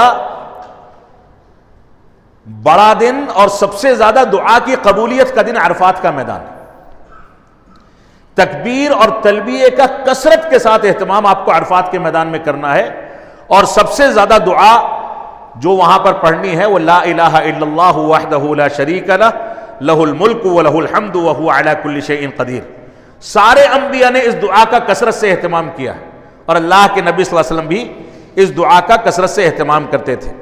تو عرفات کے میدان میں پہنچ کر کے آپ کو ظہر اور عصر کی نماز پڑھنی ہے. جیسے ہی ظہر کی اذان ہوتی ہے فوراً آپ ظہر کی 2 رکعت پڑھیں اور فوراً ظہر کی نماز سے فارغ ہو کر کے پھر سے اقامت کہہ کر کے عصر کی نماز پڑھ لیں. یعنی یہاں پر دونوں نمازیں پڑھی جائیں گی جمع تقدیمی کے ساتھ. عصر کو عصر تک مؤخر نہیں کیا جائے گا بلکہ ظہر ہی میں ادا کر لیا جائے گا. ایک بات. دوسری بات یہ ہے کہ قصر پڑھی جائے گی. اور اس بات کو سمجھ لیں کہ حج کے ایام میں جو نمازیں قصر کی جاتی ہیں اس کا تعلق سفر سے نہیں ہے بلکہ یہ حاجیوں کے لیے سہولت پیدا کی گئی ہے. اگر کوئی شخص ایسا ہے جس کا مکان اور رہائش عرفات کے اندر ہے, عرفات ہی کا رہنے والا ہے, اور وہ عرفات میں آ کر کے حج بیت اللہ کو انجام دیتا ہے تو وہاں وہ بھی قصر کرے گا. تو یہاں سفر سے اس کا تعلق نہیں ہے بلکہ حج بیت اللہ کے احکامات میں یہ چیز شامل ہے, جیسا کہ صحیح مسلم میں حدیث جابر کے اندر اس کی تفصیلات موجود ہیں. تو عرفات میں ہم کو ظہر کی نماز پڑھنی ہے اور عصر کی نماز ظہر ہی کے وقت میں مقدم کر کے پڑھ لینی ہے 2 رکعت. پھر ہم ظہر کی نماز اور عصر کی نماز سے ظہر کے وقت میں جب فارغ ہو گئے تو اب ہم مغرب تک لگاتار صرف دعاؤں میں لگے رہیں. لمبا وقت ہے, مغرب تک لگاتار توبہ و استغفار کریں, دعائیں پڑھتے رہیں. یہ عرفات کا دن ہے, عرفات کے دن سے بھرپور فائدہ اٹھایا جائے. جابر رضی اللہ تعالیٰ عنہ فرماتے ہیں کہ ہم نے اللہ کے نبی صلی اللہ علیہ وسلم کی اقتداء میں قصر نماز ادا کی اور جماعت تقدیمی کے ساتھ ادا کی عرفات کے میدان میں. اور بعض روایات میں کہ حضرت عمر فرماتے ہیں کہ حضرت عمر کے ساتھ بہت سارے لوگ ایسے تھے جو مدینہ سے حج کرنے آئے اور بہت سارے لوگ ایسے تھے جو مکہ سے حج کے قافلے میں شامل ہو گئے. مکہ سے شامل ہونے والوں نے حج کے احرام سے پہلے نماز مکمل پڑھی, لیکن جب منا میں پہنچے اور عرفات میں پہنچے تو حضرت عمر نے مکہ والوں کو بھی حکم دیا کہ تم لوگ بھی قصر پڑھو. یہ صحیح روایات میں ثابت ہے, لہٰذا اس کو محل نزاع نہیں سمجھنا چاہیے. وہاں بڑے جھگڑے ہوتے ہیں کہ ہم پوری پڑھیں گے, ہم آدھی پڑھیں گے. جو سنت ہے اس کے مطابق آپ چلیں. اسی طریقے سے عرفات کے میدان کی فضیلت کے بارے میں آپ سمجھ لیں, ترمذی کی صحیح روایت ہے, علامہ البانی رحمۃ اللہ علیہ نے اس کو صحیح کہا ہے, خیر الدعاء دعاء یوم عرفہ. اللہ کے نبی صلی اللہ علیہ وسلم فرمایا کہ سب سے بہتر دعا کون سی ہے؟ عرفات کے میدان کی دعا. لہذا یہاں پر دعا کا اہتمام کرنا چاہیے. اور ایک روایت میں ہے کہ ما من یوم اکثر من ان یعتق اللہ فیہ, کہ کوئی بھی ایسا دن جس میں سب سے زیادہ رب کائنات جہنم سے لوگوں کو آزاد کرتا ہے, من الناری من یوم عرفہ.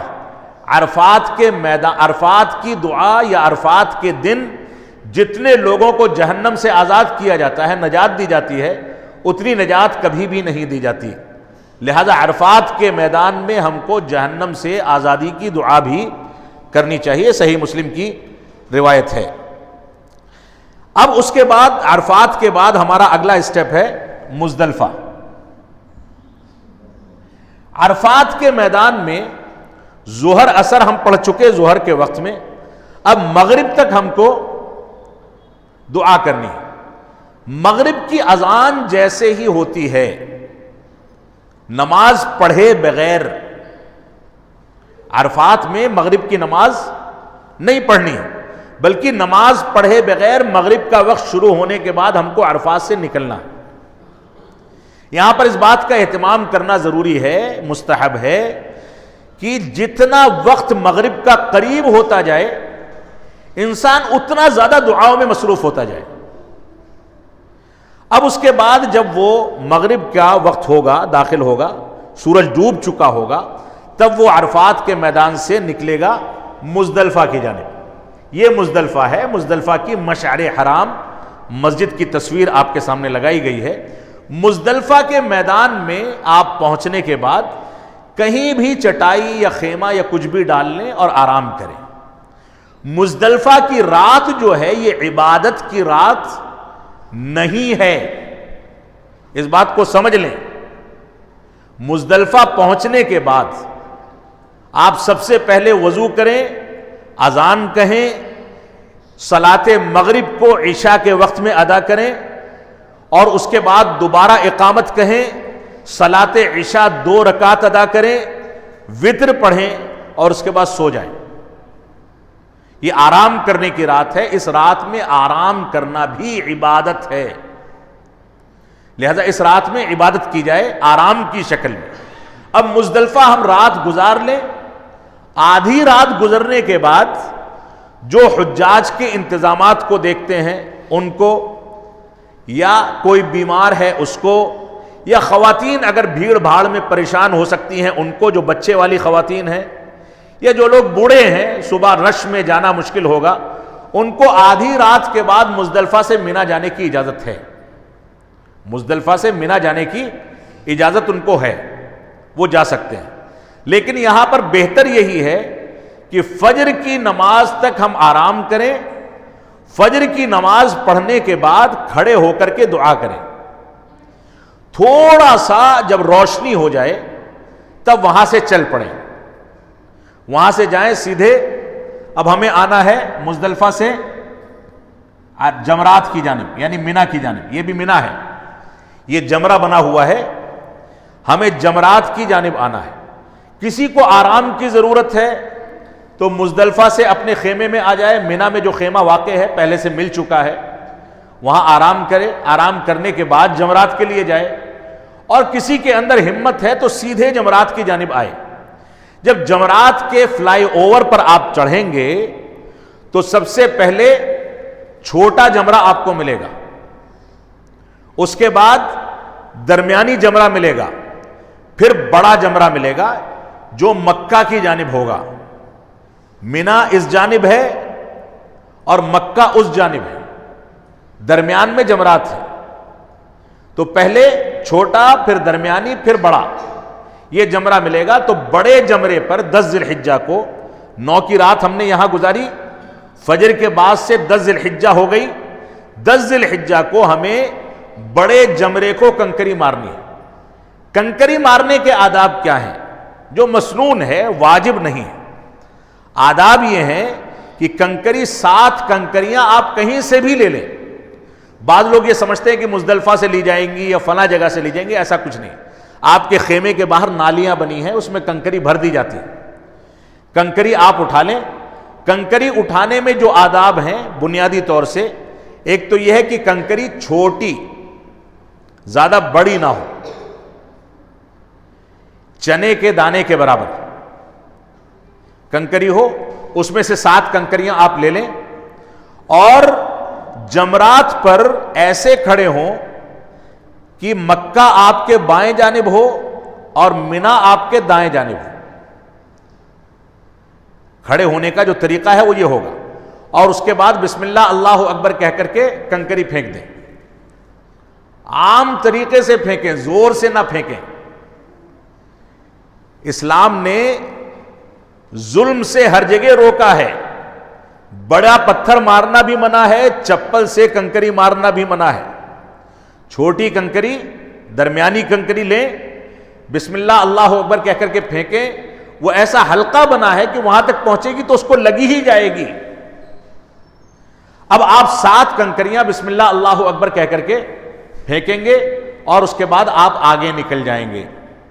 اب یہاں سے 10 ذی الحجہ کو آپ نے 3 بنیادی کام ہیں، 10 ذی الحجہ کو 3 بنیادی کام ہیں۔ وہ 3 بنیادی کام کیا کیا ہیں اس کو سمجھ لیں۔ 3 بنیادی کاموں میں 10 ذی الحجہ کو پہلی چیز ہے جمر عقبہ کو کنکری مارنا۔ کنکری مارنے کے بعد آپ کو قربانی کا انتظار نہیں کرنا ہے۔ قربانی آپ کی اس دن ہو جائے یا اگلے دن ہو یا تیسرے دن ہو، اس سے آپ کو مطلب نہیں۔ اس دن جو کہ سب سے زیادہ بھیڑ والا دن ہے، سارے حجاج ایک جگہ جمع ہو گئے، اس دن اللہ کے نبی صلی اللہ علیہ وسلم سے آ کر کے صحابہ کرام نے پوچھا کہ میں نے پہلے بال کٹوا لیا پھر طواف کیا، کسی نے کہا میں نے پہلے طواف کر لیا پھر بال کٹوایا، کسی نے کہا میں نے پہلے قربانی کی پھر بال کٹوایا، کسی نے کہا میں نے پہلے بال کٹوا لیا پھر اس کے بعد قربانی کی۔ آپ نے سب کو جواب دیا افعل ولا حرج، کرو کوئی حرج کی بات نہیں۔ بھیڑ کو ڈیوائیڈ کرنے اور لوگوں کے لیے آسانی پیدا کرنے کے لیے اللہ کے نبی صلی اللہ علیہ وسلم نے فرمایا کہ جیسے چاہو کرو، کوئی یہ ترتیب اپنا لے، کوئی وہ ترتیب اپنا لے۔ تو جمرہ عقبہ کو کنکری مارنے کے بعد آپ جا کر کے بال کو چھلوا دیں، عورتوں کے بال کو چوٹی کے نیچے کے حصے سے 2 انگلیوں کے برابر کاٹ دیں۔ اب آپ کو تحلل اول حاصل ہو گیا۔ تحلل اول سے مراد کیا ہے؟ یعنی اب آپ سلے ہوئے کپڑے پہن سکتے ہیں، احرام کی حالت سے آپ باہر آ سکتے ہیں۔ اس کے بعد اب آپ کے اوپر 10 تاریخ کو جو کام افضل ہے وہ ایک کام ہے طواف زیارت۔ جمرہ عقبہ کو کنکری مار کر کے آپ خانہ کعبہ کی جانب آئیں گے، طواف زیارت کریں گے، جس کو طواف افاضہ کہتے ہیں شریعت کی اصطلاح میں۔ یہ حج کا رکن ہے، اس کو اگر آپ نہیں کرتے تو حج باطل ہو جائے گا۔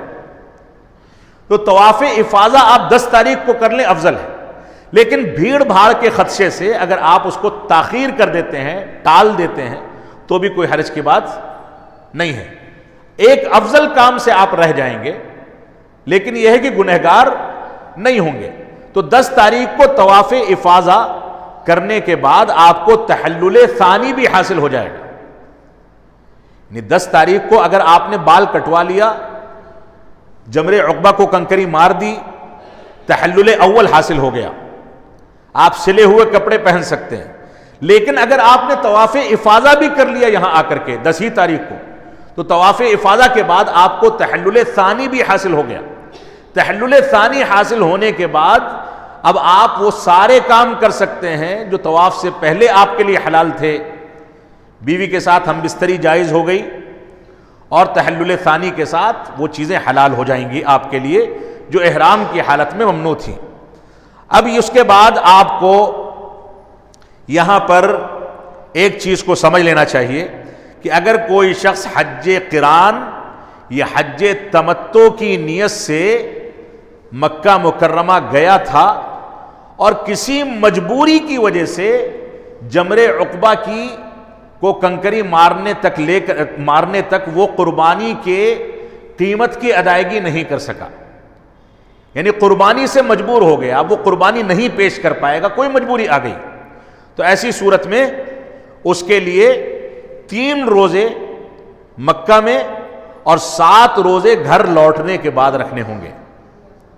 3 روزے مکہ مکرمہ میں اور 7 روزے گھر لوٹنے کے بعد، جس کا تذکرہ اللہ رب العالمین نے قرآن مجید کے اندر ہی کر دیا ہے۔ تو یہ 7 روزے رکھنے ہوں گے۔ اللہ رب العالمین نے فرمایا فَمَن لَّمْ يَجِدْ فَصِيَامُ 3 أَيَّامٍ فِي الْحَجِّ وَسَبْعَةٍ إِذَا رَجَعْتُمْ، سورہ بقرہ میں، کہ 3 روزے تم ایام حج میں رکھو اور 7 روزے گھر آنے کے بعد، یعنی 10 روزے اس قربانی کے بدلے تم کو رکھنے ہوں گے۔ اب اس کے بعد ہم 10 تاریخ کے اعمال سے فارغ ہو گئے۔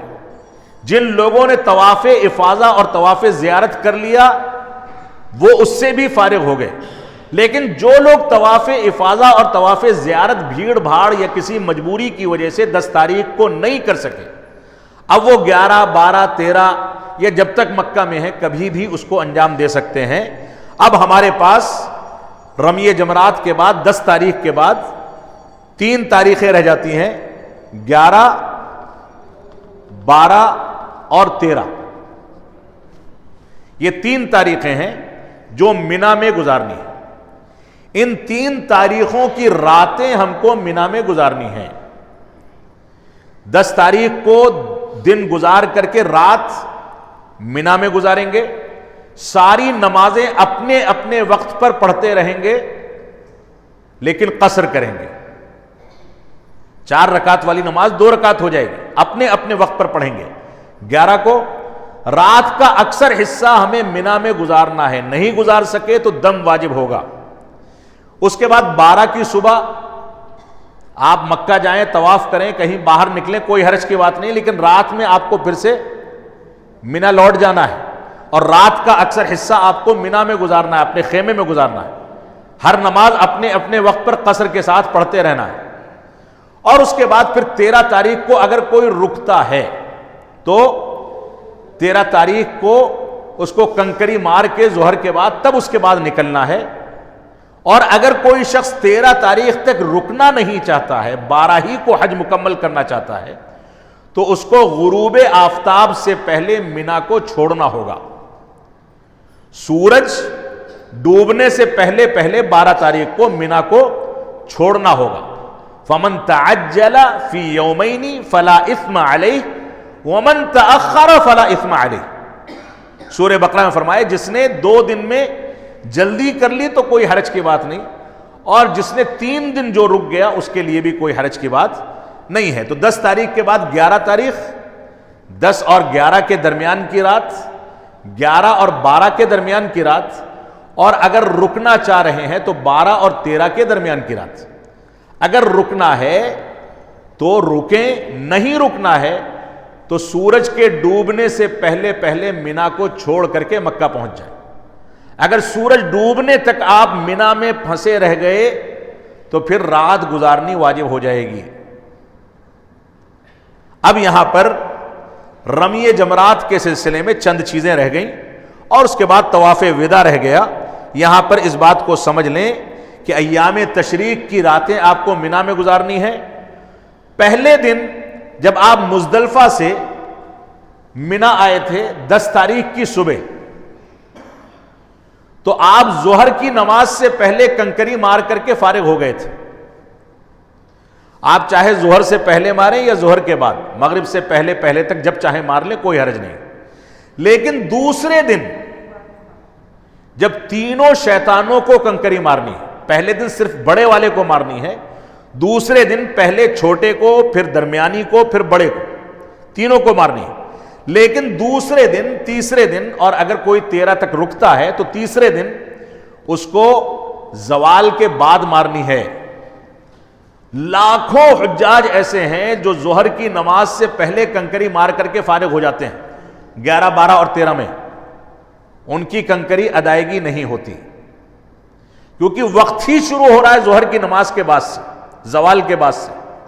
لہذا 11 تاریخ کو, 12 تاریخ کو, اور اگر کوئی 13 کو رک رہا ہے تو 13 تاریخ کو ہمیں ظہر کی نماز پڑھنے کے بعد رمی جمرات کے لیے جانا ہے. اسی طریقے پر ہم رمی جمرات کریں گے, لیکن تھوڑا سا فرق ہے. فرق کیا ہے؟ پہلے دن ہم نے بڑے کو کنکری ماری تھی, بڑے کو کنکری مارنے کے بعد ہم کو رکنا نہیں ہے, نکل جانا ہے, چاہے اپنے خیمے کی جانب چاہے مکے کی جانب. لیکن دوسرے دن جب ہم کنکری ماریں گے جو ظہر کی نماز کے بعد ہوگی, تو ہم 21 کنکریاں لیں گے. پہلے شیطان یعنی چھوٹے کے پاس, چھوٹے جمرے کے پاس کھڑے ہوں گے, مکہ کو بائیں جانب, مینا کو دائیں جانب کریں گے اگر ممکن ہے, ورنہ کسی بھی جانب سے ماریں کوئی فرق نہیں پڑتا. اللہ اکبر کہہ کر کے کنکری, بسم اللہ اللہ اکبر کہہ کر کے کنکری ماریں گے 7 بار, پہلے کو, پھر درمیانی کو, پھر تیسرے کو. لیکن پہلے کو کنکری مارنے کے بعد جب آپ آگے بڑھیں گے تو دوسرے کے پاس پہنچنے سے پہلے کہیں خالی جگہ دیکھ کر کے دعا کریں. اس کے بعد پھر آگے بڑھیں, دوسرے کو کنکری ماریں, پھر تھوڑا آگے بڑھیں, خالی جگہ دیکھ کر کے دعا کریں, پھر تیسرے کو کنکری ماریں اور اس کے بعد نکل جائیں. تیسرے کے بعد کھڑا نہیں ہونا ہے. یہاں پر ایک سہولت اور دی گئی ہے. کنکری مارنے میں اگر کوئی بڑھاپے کی وجہ سے, بیماری کی وجہ سے, یا کسی دوسری مجبوری کی وجہ سے اگر کنکری مارنے کے لیے حاضر نہیں ہو پاتا ہے, کیونکہ وہاں پر بھیڑ چاروں جانب سے ہونے کی وجہ سے بھگدڑ ہونے کا خدشہ ہوتا ہے. مضبوط آدمی تو سنبھل جائے گا, بوڑھا آدمی اس میں گر سکتا ہے. لہذا وہ اپنی نیابت میں کسی دوسرے سے کہہ سکتا ہے, یعنی کسی دوسرے کو, کوئی نوجوان ہے اس کو کہے کہ پہلے اپنی کنکری مار لینا, پھر 7 کنکریاں میری جانب سے مار دینا. تو اس میں نیابت جائز ہے. دوسرے ارکان میں نیابت نہیں ہے, لیکن اس میں نیابت درست ہے. لہذا بوڑھے لوگ ہیں یا بچے والی خواتین ہیں یا کوئی بیمار ہے, وہ نیابتاً کسی کو بھیج سکتا ہے کہ وہ کنکری مار دے. اب 11 تاریخ کو ظہر کے بعد تینوں جمرات کو کنکری ماریں گے, 12 کو ظہر کے بعد تینوں جمرات کو کنکری ماریں گے, اور اگر 13 تک رک رہے ہیں تو 13 کو ظہر تک رکیں گے اور تینوں جمرات کو کنکری مار کر کے پھر مکہ مکرمہ کی جانب روانہ ہوں گے اور مکہ میں اپنے ہوٹل کے کمرے میں جا کر کے آرام کریں، حرم میں عبادت کریں۔ جس نے طواف افاضہ نہیں کیا تھا 10 تاریخ کو، نہیں کر سکا تھا، اب وہ جب موقع ملتا ہے تب کر لے، اور اگر موقع نہیں مل پاتا ہے تو ایسی صورت میں وہ طواف وداع اور طواف زیارت کو جمع کر سکتا ہے، طواف وداع اور طواف زیارت کو جمع کر سکتا ہے۔ یعنی جب وہ مکہ مکرمہ سے روانہ ہونے لگے گا اپنے ملک کی جانب یا مدینہ کی جانب، یعنی مکہ کو چھوڑنے لگے گا، اس کو اس وقت طواف وداع کرنا ہے۔ اگر طواف زیارت وہ نہیں کر سکا ہے تو طواف وداع اور طواف زیارت کی ایک ہی نیت کرے اور طواف زیارت سے فارغ ہو جائے۔ طواف زیارت کی سعی بھی کرنی ہے، 10 تاریخ کو کیا تو بھی، بعد میں کر رہے ہیں تو بھی۔ اب سعی کو آپ مقدم کر دیں، پہلے سعی کر لیں پھر طواف کر لیں تو بھی جائز ہے، اور طواف کرنے کے بعد سعی کریں تو بھی کوئی حرج کی بات نہیں ہے، جیسا آپ کو رش ملتا ہے اس لحاظ سے آپ فیصلہ کر سکتے ہیں۔ تو یہاں پر آپ کو طواف وداع آپ کے اوپر رہ گیا، اور جس نے طواف زیارت نہیں کیا تھا اس کے ذمے طواف زیارت رہ گیا۔ یہاں پر چند چیزیں ہیں جس کو آپ سمجھ لیں۔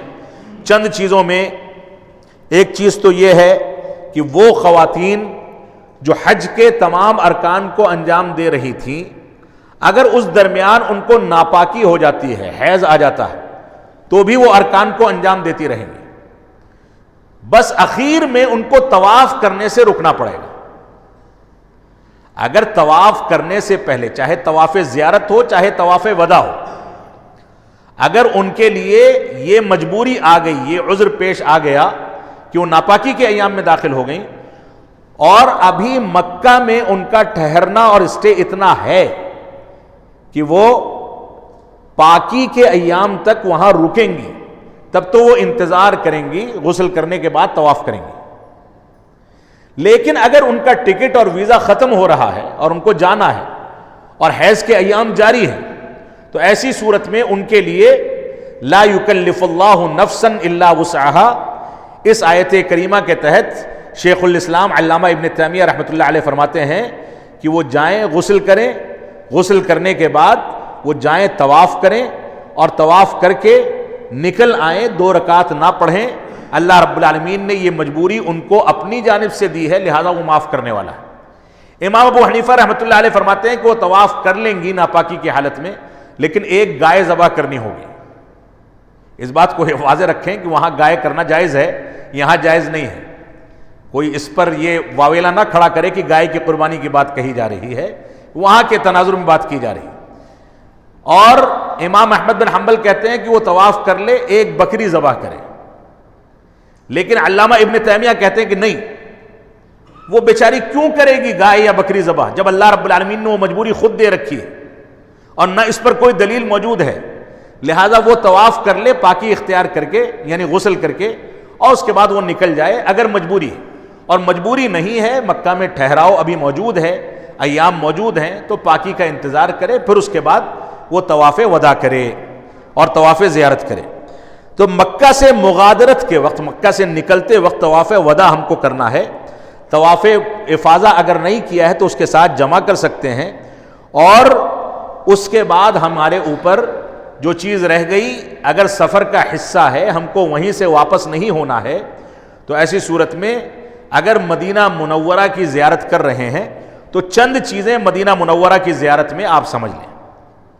مدینہ منورہ کی زیارت میں جیسا کہ شروع میں بتایا گیا کہ رسول اکرم صلی اللہ علیہ وسلم کی قبر مبارک کی زیارت کی نیت سے مدینہ جانا جائز نہیں ہے، بلکہ مسجد نبوی کی زیارت کی نیت سے مدینہ جایا جائے گا، ایک بات۔ دوسری بات یہ سمجھ لیں کہ حج کا حصہ نہیں ہے، کوئی مدینہ نہیں جاتا تو بھی حج مکمل ہو چکا، لیکن اگر مدینہ جانے کا موقع ہم کو ملتا ہے تو یہ اللہ رب العالمین کی نعمت ہے، دنیا کی دوسری مقدس ترین مسجد وہاں پر موجود ہے، لہذا مدینہ جائیں گے تو مدینہ میں چند مسنون اعمال ہیں اور چند چیزیں ایسی ہیں جو غلط طریقے سے کی جاتی ہیں۔ ایک بات تو یہ ہے کہ مدینہ میں مسجد نبوی میں 40 نمازیں پڑھ لی جائیں. کچھ لوگ کہتے ہیں یہ ضروری ہے. ہم نے تو خود دیکھا ہے کہ بہت سارے لوگ فلائٹ چھوڑ دیتے ہیں کہ ہماری 40 نمازیں مکمل نہیں ہوئیں. یہ جہالت ہے. 40 نمازوں کا کوئی تصور شریعت اسلامیہ میں نہیں. ایک نماز پڑھیں، 2 پڑھیں، 10 پڑھیں، 20 پڑھیں، اور 40 سے زیادہ موقع ملتا ہے تو وہ پڑھیں، لیکن شریعت سے اس کی کوئی حد بندی نہیں ہے. تو مدینہ منورہ میں مسجد نبوی کی زیارت، مسجد نبوی میں روضہ مبارکہ کی زیارت، جس کو اللہ کے نبی صلی اللہ علیہ وسلم نے جنت کی کیاریوں میں سے ایک کیاری کہا ہے، وہاں جا کر کے اس کو دیکھ لیں. اگر موقع ملے تو اللہ کے نبی صلی اللہ علیہ وسلم کی قبر مبارک کی زیارت. اس کی زیارت کا طریقہ کیا ہوگا؟ قبر مبارک کے سامنے کھڑے ہوں گے اور کہیں گے الصلاۃ والسلام علیک یا رسول اللہ. یہ کلمات قبر مبارک کے علاوہ کہیں کہنے جائز نہیں. قبر مبارک کے سامنے یہ کلمات کہے جائیں گے، لیکن وہاں سے ہٹ کر کے یہ کلمات نہیں کہے جائیں گے. اور قبر مبارک کے سامنے درود شریف نہیں پڑھی جائے گی. اللہم صلی علی محمد یہ قبر مبارک کے سامنے نہیں پڑھا جائے گا، لیکن اس کے علاوہ کہیں بھی آپ درود شریف پڑھ سکتے ہیں، اور کہیں دوسری جگہ الصلاۃ والسلام علیک یا رسول اللہ نہیں پڑھ سکتے. یہ باریکیاں ہیں. تو قبر مبارک کے سامنے کھڑے ہو جائیں، الصلاۃ والسلام علیک یا رسول اللہ.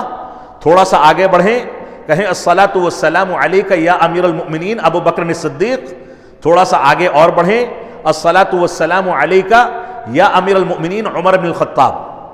ان 3 مبارک قبروں پر سلام پڑھیں اور اس کے بعد نکل جائیں. اس کے علاوہ کوئی بھی عمل ثابت نہیں. یہ ایک مسنون عمل ہے مدینہ منورہ کا.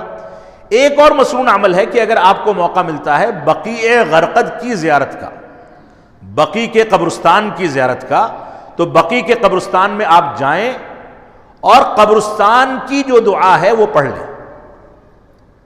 السلام علیکم اہل الدیار من المؤمنین والمسلمین وإنا ان شاء اللہ بکم للاحقون نسأل اللہ لنا ولکم العافیہ. یہ قبرستان کی دعا ہے جو دنیا کے ہر قبرستان میں پڑھنا مسنون ہے. اس دعا کو پڑھیں. اس کے علاوہ کوئی عمل بقیع کے قبرستان میں کرنا جائز اور درست نہیں ہے. لوگ کہتے ہیں جنت البقیع، اس کا نام جنت البقیع نہیں ہے، بقیع غرقد ہے. جنت البقیع کہہ کر کے یہ تصور دلاتے ہیں کہ وہ جنت کا قبرستان ہے. بھائی جنت میں زندگی ہوگی، موت نہیں ہوگی، تو وہاں قبرستان کیسے ہو سکتا ہے؟ تو بقیع غرقد اس کا نام ہے. تو دوسرا ایک عمل مسنون یہ ہے مسجد نبوی کی زیارت، اللہ کے نبی صلی اللہ علیہ وسلم کی قبر مبارک کی زیارت، بقیع غرقد کی زیارت، اور ایک زیارت ہے احد کے قبرستان کی زیارت. شہدائے احد کی جو قبریں ہیں احد کے پہاڑ کے نیچے، وہاں جائیں تو وہاں بھی یہی دعا پڑھیں، السلام علیکم اہل الدیار من المؤمنین. یہی دعا پڑھ کر کے اس کی زیارت کر لیں. اس کے علاوہ ایک زیارت مزید رہ جاتی ہے مدینہ میں، وہ ہے قباء کی مسجد میں 2 رکعت نفل پڑھنا. آپ اپنے ہوٹل میں جہاں آپ ٹھہرے ہیں وہاں پر وضو کریں. وضو کرنے کے بعد آپ قباء کی مسجد میں جائیں، 2 رکعت وہاں پر پڑھیں اور پڑھ کر کے نکل آئیں. ان 2 رکعتوں کا ثواب ایک عمرے کے برابر ہے. ابو داؤد کی حدیث میں اس کا تذکرہ موجود ہے. لہذا قباء کی مسجد میں جا کر کے جتنی نمازیں آپ پڑھ سکیں آپ پڑھیں تاکہ یہ ثواب آپ کو ملے. اس کے علاوہ جو زیارت کی جاتی ہے مسجد عمر، مسجد علی، مسجد فاطمہ، مسجد قبلتین، بیر عثمان، یہ ساری کی ساری چیزیں تاریخی ہو سکتی ہیں، ان کی زیارت مسنون نہیں ہے. یہ ساری کی ساری مسجدیں ویسے ہی ہیں جیسے یہ مسجد، کوئی فرق نہیں ہے. اللہ کے رسول صلی اللہ علیہ وسلم نے ساری مسجدوں کو ایک مقام دیا ہے. لہٰذا ان کو تاریخی لحاظ سے کوئی دیکھنا چاہے جائے دیکھے، تاریخ اسلام کو یاد کرے، کوئی مذائقے کی بات نہیں ہے. لیکن وہاں پر باقاعدہ تاریخی لحاظ سے اس مسجد کو دیکھنے کے بجائے کوئی عبادت کے لیے یا زائد ثواب کے لیے ثواب کے نیت سے وہاں پر زیارت کرے تو یہ درست نہیں ہے. اللہ رب العالمین ہم کو قرآن و سنت کی پیروی کرنے کی توفیق عطا فرمائے. حج بیت اللہ سے متعلق جو کچھ چیزیں ٹوٹے پھوٹے انداز میں آپ کے سامنے ذکر کی گئیں، اگر وہ قرآن و سنت اور فہم صحابہ کے مطابق ہیں تو اللہ رب العالمین ہم کو ان پر عمل پیرا ہونے کی توفیق عطا فرمائے. اگر وہ زبان کی زیادتی یا ہمارے گناہوں کے نتیجے میں غلط طریقے سے نکل آئیں تو اللہ رب العالمین ہم کو ان سے پناہ لینے اور ان سے دوری اختیار کرنے کی توفیق عطا فرمائے. اللہ رب العالمین ہماری عبادت کو، حج و عمرے کو قبول فرمائے، اور یہ عبادت، یہ عمرہ اور یہ حج ویسے ہی قبول کر لیا جائے جیسے ماں کے پیٹ سے پیدا ہونے والا بچہ معصوم ہوتا ہے، ویسے ہی ہم لوٹیں تو بالکل معصوم ہو جائیں. اللہ رب العالمین سے دعا ہے کہ ہم جب تک جئیں تب تک اسلام پر جئیں، جب ہمارا خاتمہ ہو تو ایمان پر ہو. وصلی اللہ علی نبینا محمد وعلی آلہ وصحبہ وسلم. والسلام علیکم ورحمۃ اللہ وبرکاتہ.